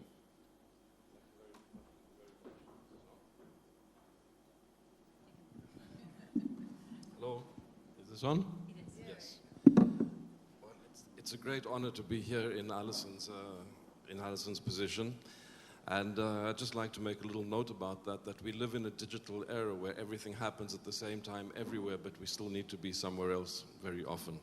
So she has to be covering the story of the refugees, and I'm in her place here, and it's a privilege to be here, and especially with this great panel. I'd like to start off with just a short little introduction on my part. I believe that humanity is in a period of great transition, which applies to the individual everywhere, and also to societies as a whole, and the individual in that society. It is also affecting societies' relations with each other, states' relations with each other, superstate relations with each other. So everything is changing right now. And I think that we can talk about that with this panel today, specifically because of the people who are here. I'd like to start off with Mr. Antonio Mujica, who is the founder and CEO of Smartmatics, which is a company that is involved with the building blocks of democracy. They hold digital elections, which is the way forward. Georgia here is from the Google Cultural Institute, which has a grand plan, and that is to save the cultural heritage of the world by reproducing and keeping as much as possible in our daily lives, basically, because now we can reach everything. And Valerie Plame is an incredible story, with life like a novel, now writes novels as well, and has great experience and understanding of the nitty-gritty of how security works and how we're going to go ahead in the future here. I think after Edward Snowden's revelations, we all know that everything we thought would happen is happening, and a lot more will happen. So we live in a very different era. We are very different, and I'd just like to finish with a little point I took from Kishore Mahbubani's comments, which was a throwaway line, which was how in Asian countries where there was no fundamentalism, young people are being radicalized because they see, and he said, they see on their phone and they feel it. And I feel that we are actually beginning to turn into another life form, and that is the connected one through digital technology, which opens up a whole new web of relationships, a matrix of relationships, if you will, between us, but it also leaves us open to a lot of exploitation. So I'd like to start off with a positive angle here and ask Antonio to tell us about the digital era. How much more good does it have to offer us in terms of society, democracy, and building on what is good in society through these new technologies? Thank you very much, Nikos. Thank you very much, everyone. Well, I believe the advent of the information age is really a huge force for democratizing everything. I'm sure Georgia is going to tell us a lot, for example, of a democratization of information. And of course, this has all sorts of consequences. I think something that's happening now is, because this is so new and because this is touching everyone's life, what we're seeing is that there is a significant lack of understanding. And I think there's sometimes misplaced fear on technology on some fronts, and in some other fronts, there's also excessive trust on some other technologies. And I think this all will evolve as we get more familiarized and as we see the evolution of all these information technologies, let's say, moving forward. In our case, we have been developing technology to make governments more transparent and more efficient, specifically elections more transparent and more efficient. And I'm a big believer that you can use technology for good or for bad. This happens from the prehistoric times. A knife, you can use it to cut your food or to kill a fellow human being, right? So the important thing is that we try to use it for good and minimize the bad. And in a sense, that's what we're trying to do. It's just an example, but I think it's a relevant example. Elections and the corruption that usually goes around elections to try to skew the vote or to reduce the integrity of the vote or tamper with the vote, or sometimes simply the errors that are introduced in a complex election can be reduced greatly by the inclusion of technology. Of course, good technology, which is another point.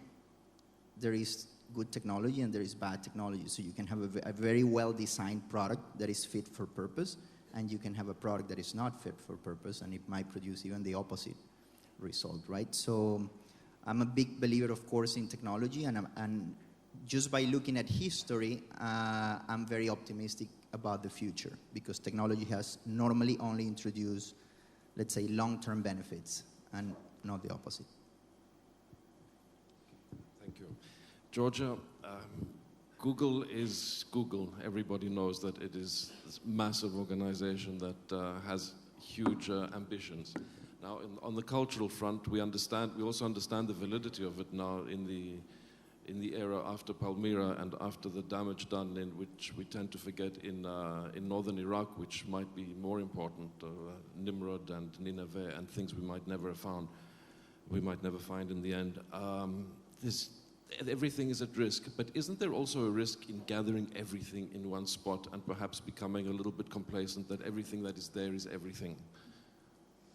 Yeah, let me, taking your question, let me start from actually what Antonio said and start from there. So I strongly believe, but I think that this is a shared point, that technology and the web ensured more democracy because, of course, it allowed freedom of speech, it allowed transparency, or if government endorse transparency, it can be a fantastic tool, as you proved, to help citizens to know more and to have governments accountable for what they do.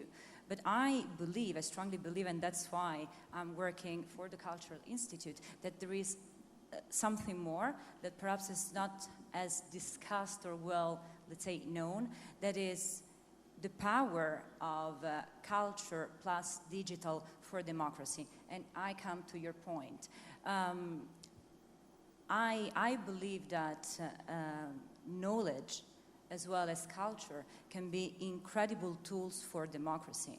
Because basically, if people know and understand where they come from, the story, the history they come from, the diversity of culture around them, and all this kind of thing, perhaps it will be easier for them to understand where they want to go and have a more open-minded vision about themselves, of course, but also about society.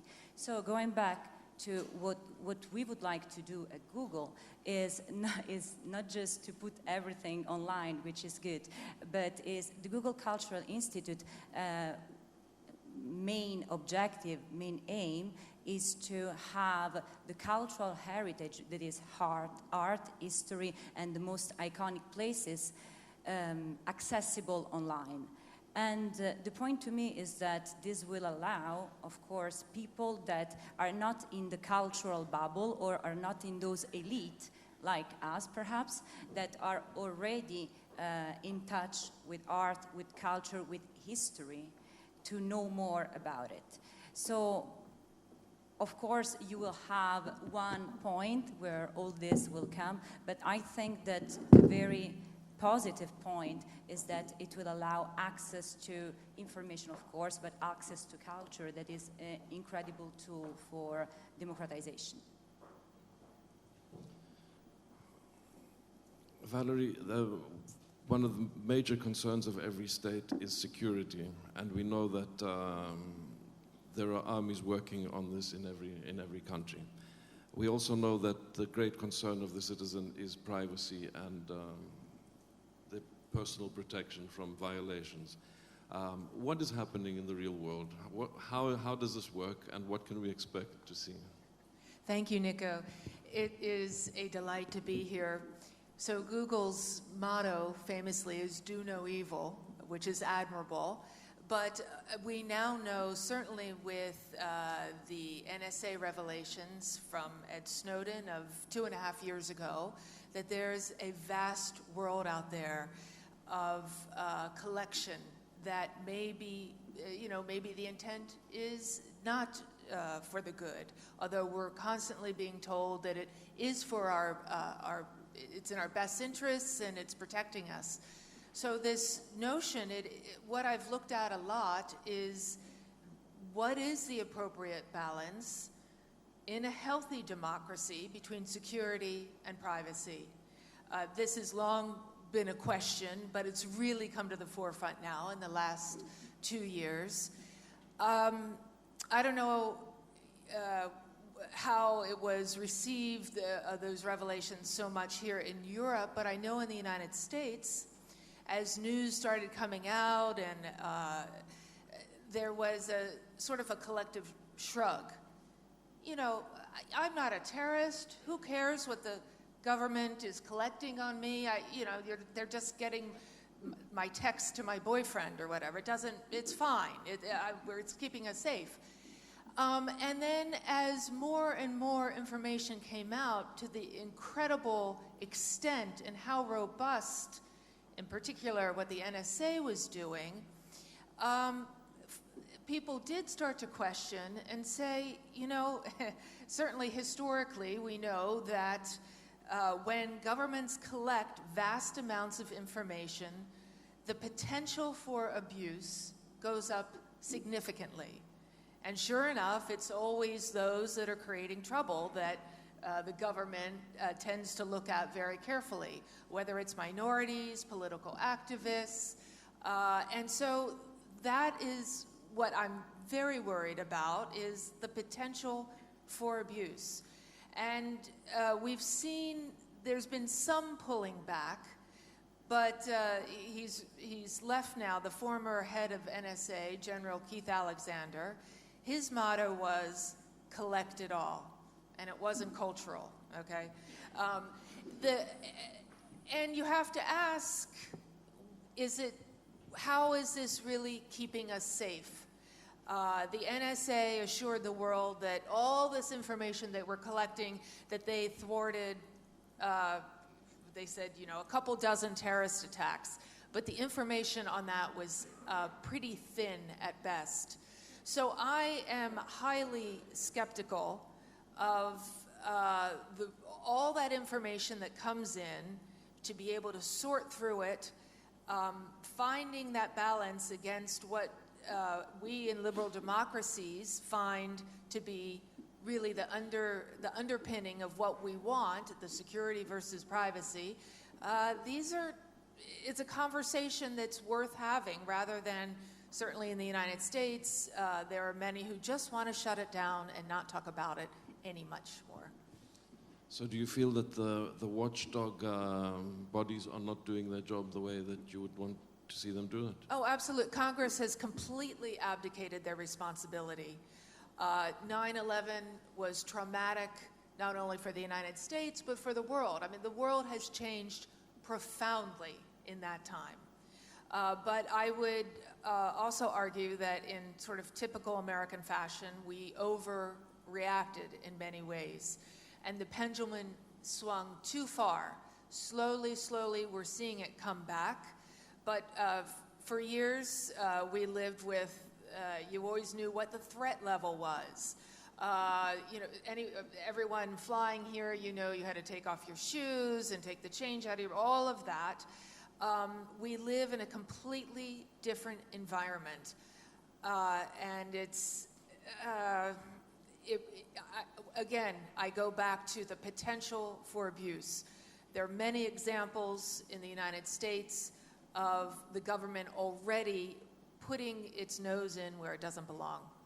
So what stops it from doing, what could stop it from doing that? Is there any debate on how to improve the mechanisms that keep tabs on what the government does? Well, there have been a couple senators, there have been some very brave voices in U.S. Congress that, you know, are raising their hands saying, wait a minute, we need to sort of review this here, and how far the letter of the law was quite different than, in fact, how it was carried out, the Patriot Act and so forth. And that has been, certain sections of that have been pulled back.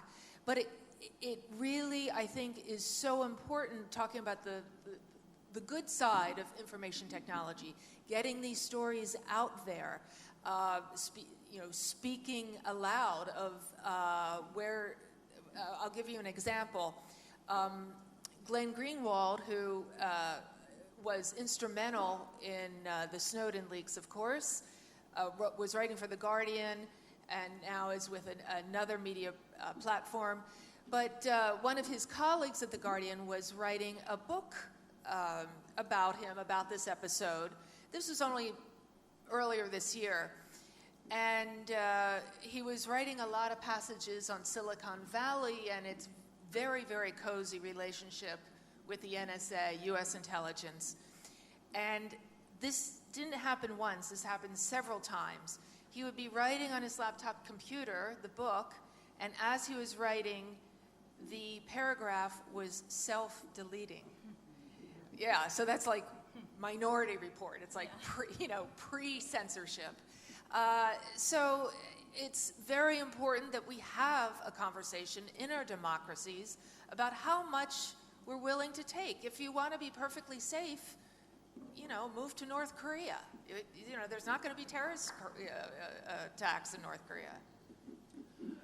I'm thinking, what would the ancient Athenians who came up with the idea in the first place do in this case? I think they might go back to the basics and elect by lot a small body of citizens, completely by chance, who would have oversight of what their secret services were doing.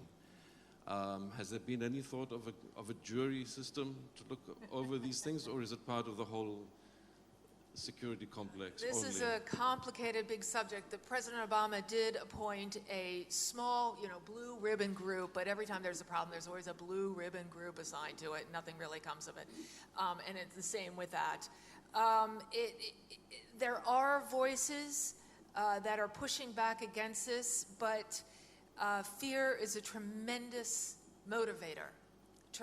And we've had pretty much constant fear-mongering in the United States since the 9/11 attacks, which is not in any way to diminish their effect and so forth. But curiously, at least right now, is the U.S. presidential race is getting underway. I haven't heard any candidates speak about that yet. And there was a little bit I saw, it was on the John Oliver show, who's sort of a successor now to the late Jon Stewart. But he went out, so John Oliver went out into Times Square and was asking people about Ed Snowden, man on the street interviews. And he swore it was not edited. They were all like, well, he sold secrets was about as close as most people could kind of get to what had actually happened. And most Americans have no idea of how deeply this affects their civil liberties and how we move around in the world and how democracies, what they would look like going forward. Antonio, you're also involved in ID technologies and the protection of data and so on. And we know that at least in Europe, people are very suspicious about what happens with their personal information. In today's International New York Times, there's a report that quotes a survey done commissioned by the European Commission that finds 81% of people here in Europe feel that the governments do not protect them in terms of their privacy. Are there ways to really protect our privacy? Absolutely, and I think technologies are being developed as we speak that are going to increase privacy and that are going to increase security actually for everybody. Of course, there is a big debate, let's say, between the intelligence community, the NSA and the equivalent in different countries, and what's personal privacy, because if a terrorist wants to have personal privacy, it will render the intelligence forces ineffective. But I think what we're going to see, I don't believe regulators understand the problem well enough, nor that we can create a panel like the one that you suggested that would be effective. I think what's happening is, I think the power is really with citizens, or as corporations call them, consumers, because they will choose what technologies to use. And you're seeing a big change in the way even big companies like Google and Apple are providing now, let's say, better technologies and more private technologies to their customers. And I think you're going to see this increase. Something in which we invest significant amounts of money every year is in technologies that increment privacy and technologies that make sure that nobody can tamper with them. And of course, there'll be a bit of an arms race there, and there'll be opposing forces. But I think this is going to happen naturally and is, in a way, unstoppable. So I believe it's a problem that will resolve itself, in a sense, by the creation of more and better technology. How do you ensure that you're a step ahead of the bad guys? Well, depends who you're calling the bad guys, right? I think when it comes to things like privacy and security, you can actually develop technology that guarantees that your information is going to be kept private.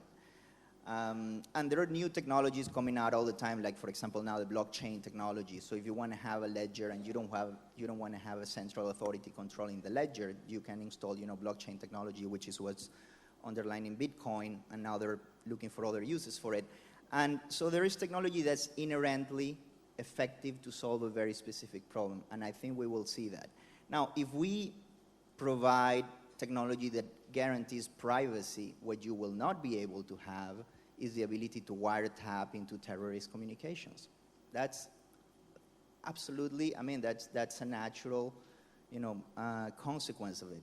So in a sense, we would need to choose, but I don't think there's any regulator that's actually calling the shots here. It's just a natural evolution of, again, citizen behavior and technology. It's a very interesting gray area that needs its compromises, and it'll be very interesting if we learn how they are made. Can I comment on 2 points that actually you made? So I strongly agree with Valerie about the importance to have a discussion about those topics. Let me give you an example. In, I think, but I could be wrong, 2010, Google was under a cyber attack from China, and actually we made it public, we said it, and we were the only company, Google was the only company saying it. It's pretty strange that the only addressee of that attack was Google, which means that, of course, at that time, people, other companies in general, were not really willing, of course, to say it, because otherwise the users would have said, okay, wait, let me go to another operator or another company, because this one is not secure. So I think that from this small example, it gets to your point that it's really needed.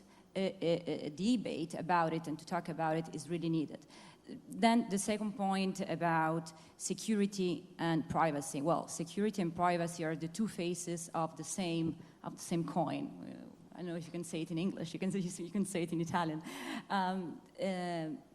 So, and also we have moved from one extreme that was the post-Snowden revelation to another extreme that is the Charlie Hebdo terrorist attack. And of course, it's a super difficult topic, and one should try to stay away from failing and try to understand what is the balance. What is the balance between these 2 elements? And I agree actually with Antonio that there is a big responsibility on big companies having a lot of data, such as the digital companies, about the security of users, of customers, of citizens.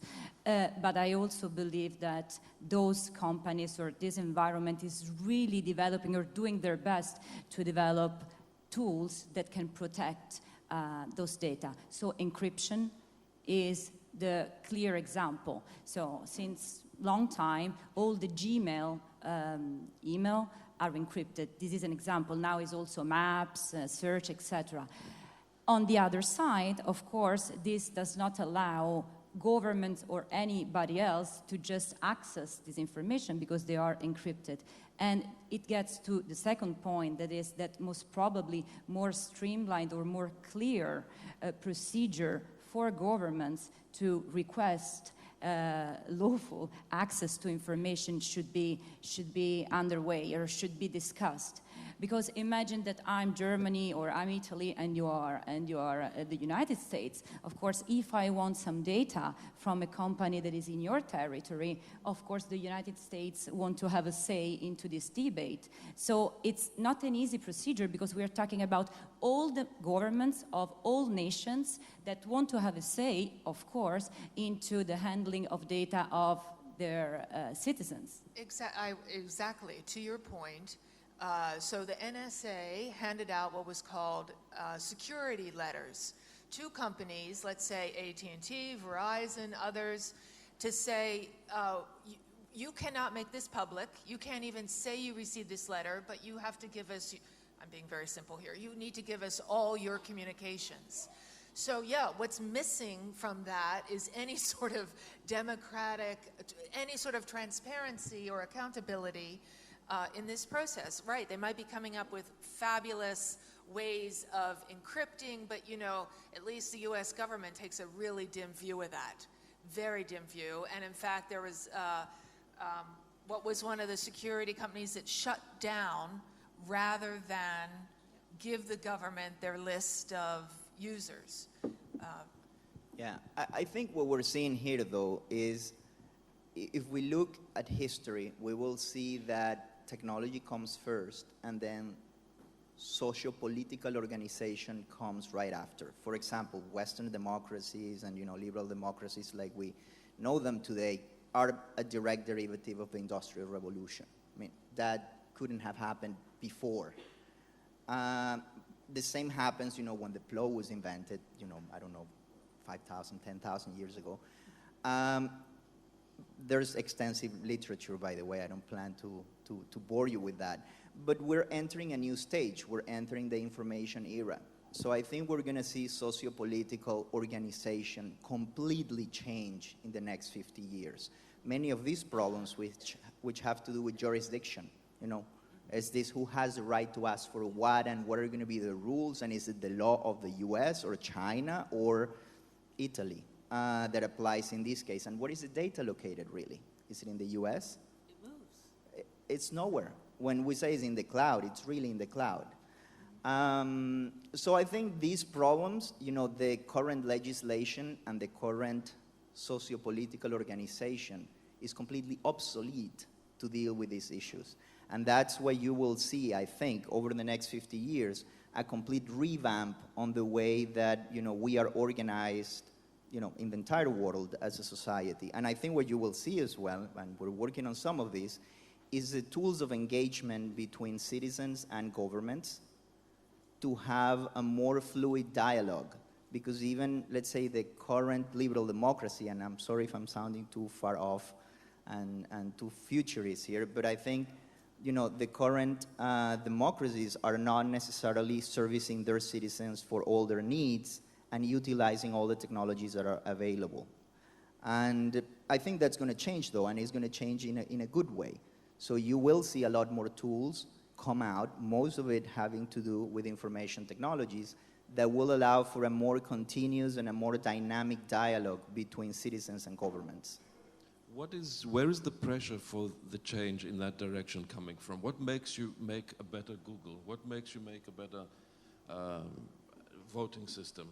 Is it the desire to be better at this comes from where? Is it from the general sense in the culture that we need more privacy, we need more protection? Is it because of competition with others who are trying the same thing? Because there's no regulatory body somewhere saying be better at this. What drives you to be better? If I can very quickly, I think that is the trust of the citizens. So for a digital company, the pivotal, the most important element is that the citizens trust them or trust it. So if trust is the driver, of course, you're doing as a company everything that is possible to keep you user keep trusting me as a company, and therefore to keep safe and secure your data, etc., etc. And you get a lot of feedback from your customer, obviously, because he's now empowered to, of course, to comment immediately on what's happening. Another example, we published the transparency report, what Valerie said. So all the requests from the government get into a report. You cannot imagine the positive feedback that users provide about this. This is another signal. Yeah, I just wanted to add, so we're sort of at the 30,000-foot level here, pretty broad, but you're talking about how citizens using technology to make government work better. The truth is, most citizens, what you care about are there potholes on my street, the trash is not being collected, there's a house with broken windows, this sort of thing. And he's the Lieutenant Governor of California, Gavin Newsom, former mayor of San Francisco. He's really big on making government work better through technology for the governed. And so he's spoken about, and certain municipalities around the states have started this, where, for instance, you take a picture on your cell phone of that pothole, and you send it in to City Hall and say, this is at the corner of Main and 3rd, do something about it. And that's, I think, how you build trust, if, of course, the pothole gets fixed. That they go, okay, information and technology is being used to make my little world a little better. Definitely, and because technology becomes so much a part of us every minute of every day, do we have any idea of where it's going? How much are we going to become part of our technology as well? I say this because we've seen things like Google Glasses, we see prosthetic limbs, we see medical devices, it's not far off before we have memory enhancement, for example, or something. I would be the first in line for that. But we are opening ourselves up to a lot more contact with the rest of the world without the necessary anti-contamination devices. So is there a debate going on about that as well, about how we function as individuals now in this broad planet? The wired people.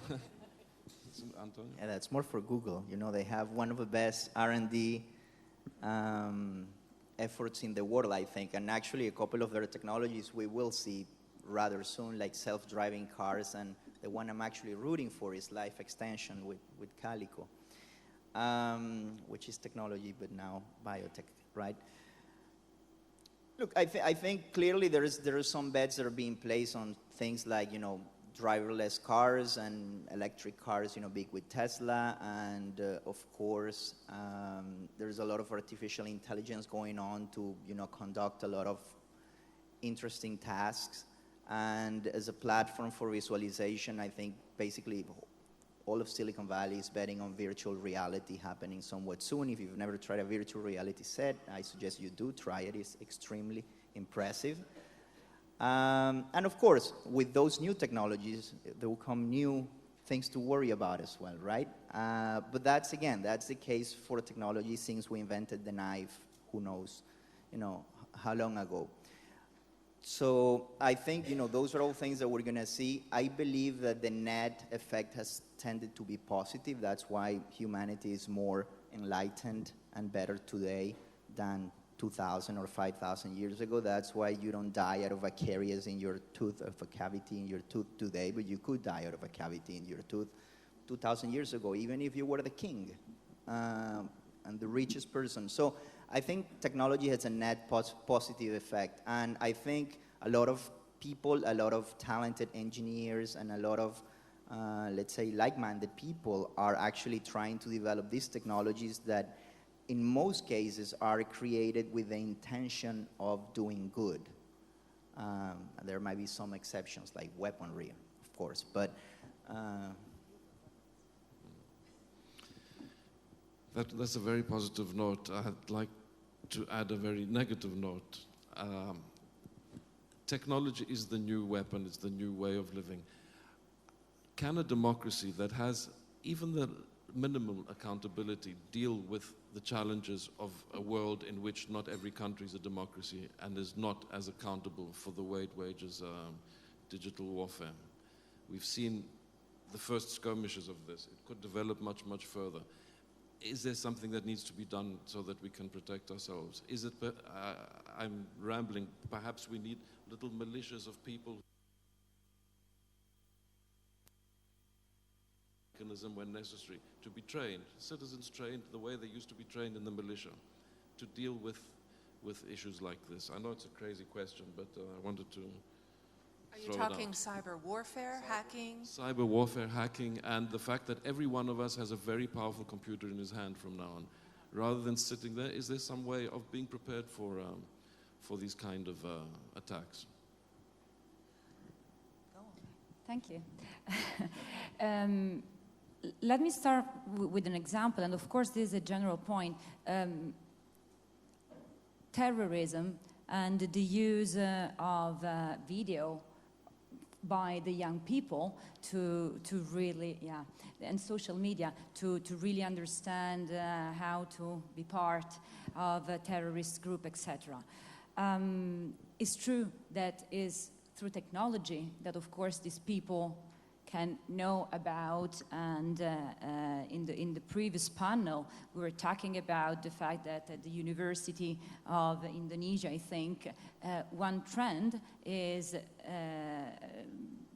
coming through social media. But another example is that nowadays through social medias there are a lot of young people that are basically sending messages against terrorism and against extremism. So today, if you type jihad in YouTube, you will have a lot of counter speech, what we call counter speech.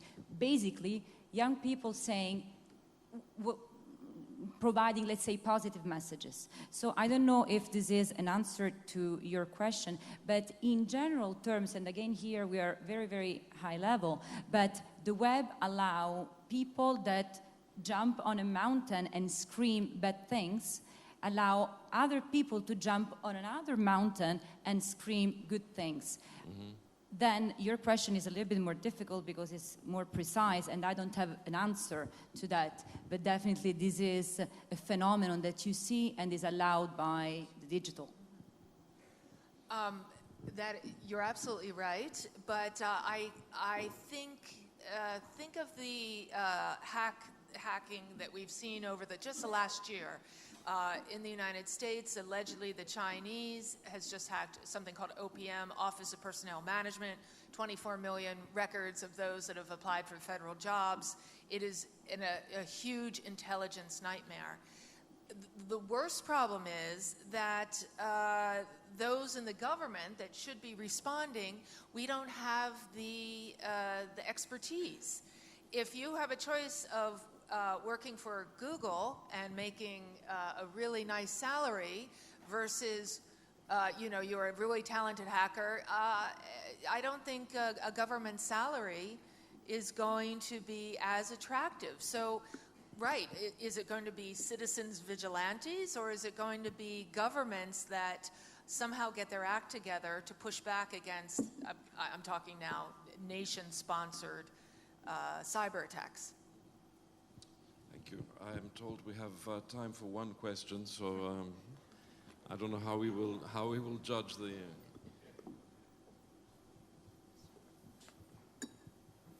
I don't know if I'm allowed.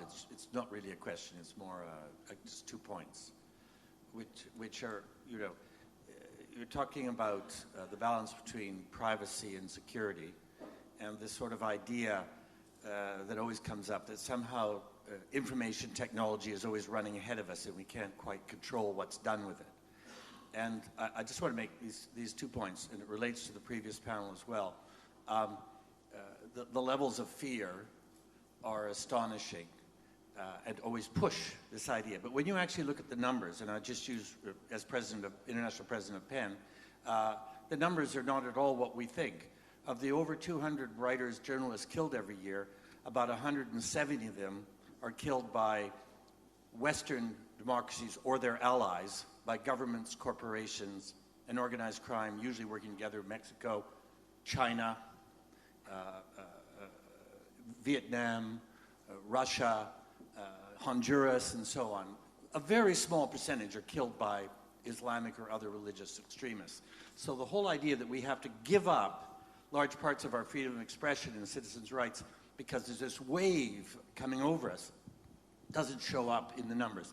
And of the sort of 800 to 900 writers and journalists in prison today, what I would say, if it's 900, about 800 of them are not in prison because of any form of religious extremism. So the fear is not related to the reality.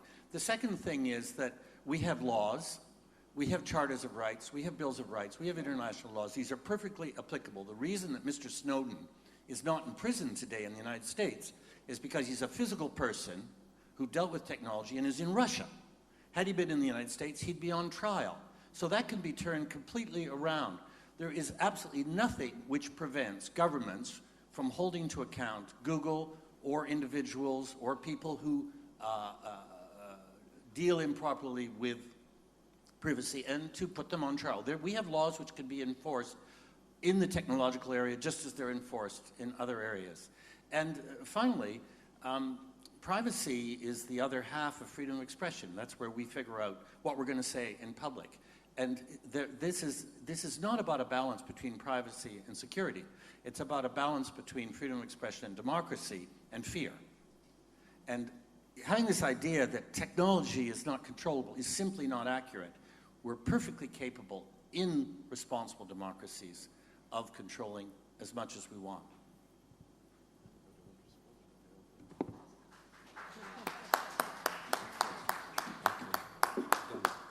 Okay, thank you very much.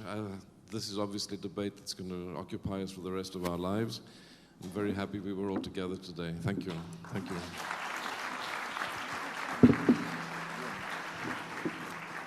Thank you, Nikos. Thank you, Georgia, Valerie, and Antonio. And thank you, ladies and gentlemen, on behalf of our president, New York Times International, Stephen Dunbar Johnson, on behalf of Annika Saville, the executive head of United Nations Democracy Fund, we would like to thank you all. We would like to thank our speakers, our sponsors, our headline sponsors in particular, Google and Costa Navarino. But of course, thank you for your participation, and I would like to leave you with some thoughts from today, things that I have seen on Twitterland, things that our speakers have said. So Madame Clarkson said, the current refugee crisis is challenging our humanity in a stark and urgent way. And then Eric Lee, if you want to sell democracy, you've got to make it work. You've got to fix it.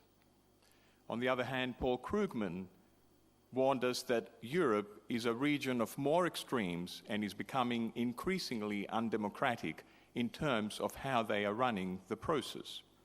And then we went to an ex-CIA agent by the name of Valerie Plame, who urged us to all move to North Korea if we wanted to be completely safe. But Benny Tai is the last quote I'm going to give. He did say that we want freedoms and rights and the right to elect our leaders. This is what Athens Democracy Forum is all about, ladies and gentlemen. Thank you for being here. Please join us for lunch. Please join us, those that have registered, at the Stoa of Vatalos at the Ancient Agora later this evening. For those that are going, sorry, a bit of housekeeping here. The buses leave from here to Gran Bretagna at 2:30 or 2:40. And then this evening, our speakers at 5:15 and our delegates at 5:30. Please enjoy the lunch, and for those who are staying here, we are right next door to Parco Eleftherias, the Freedom Park, and there is a superb children's exhibition on democracy, because that's really where democracy starts. Thank you very much, ladies and gentlemen.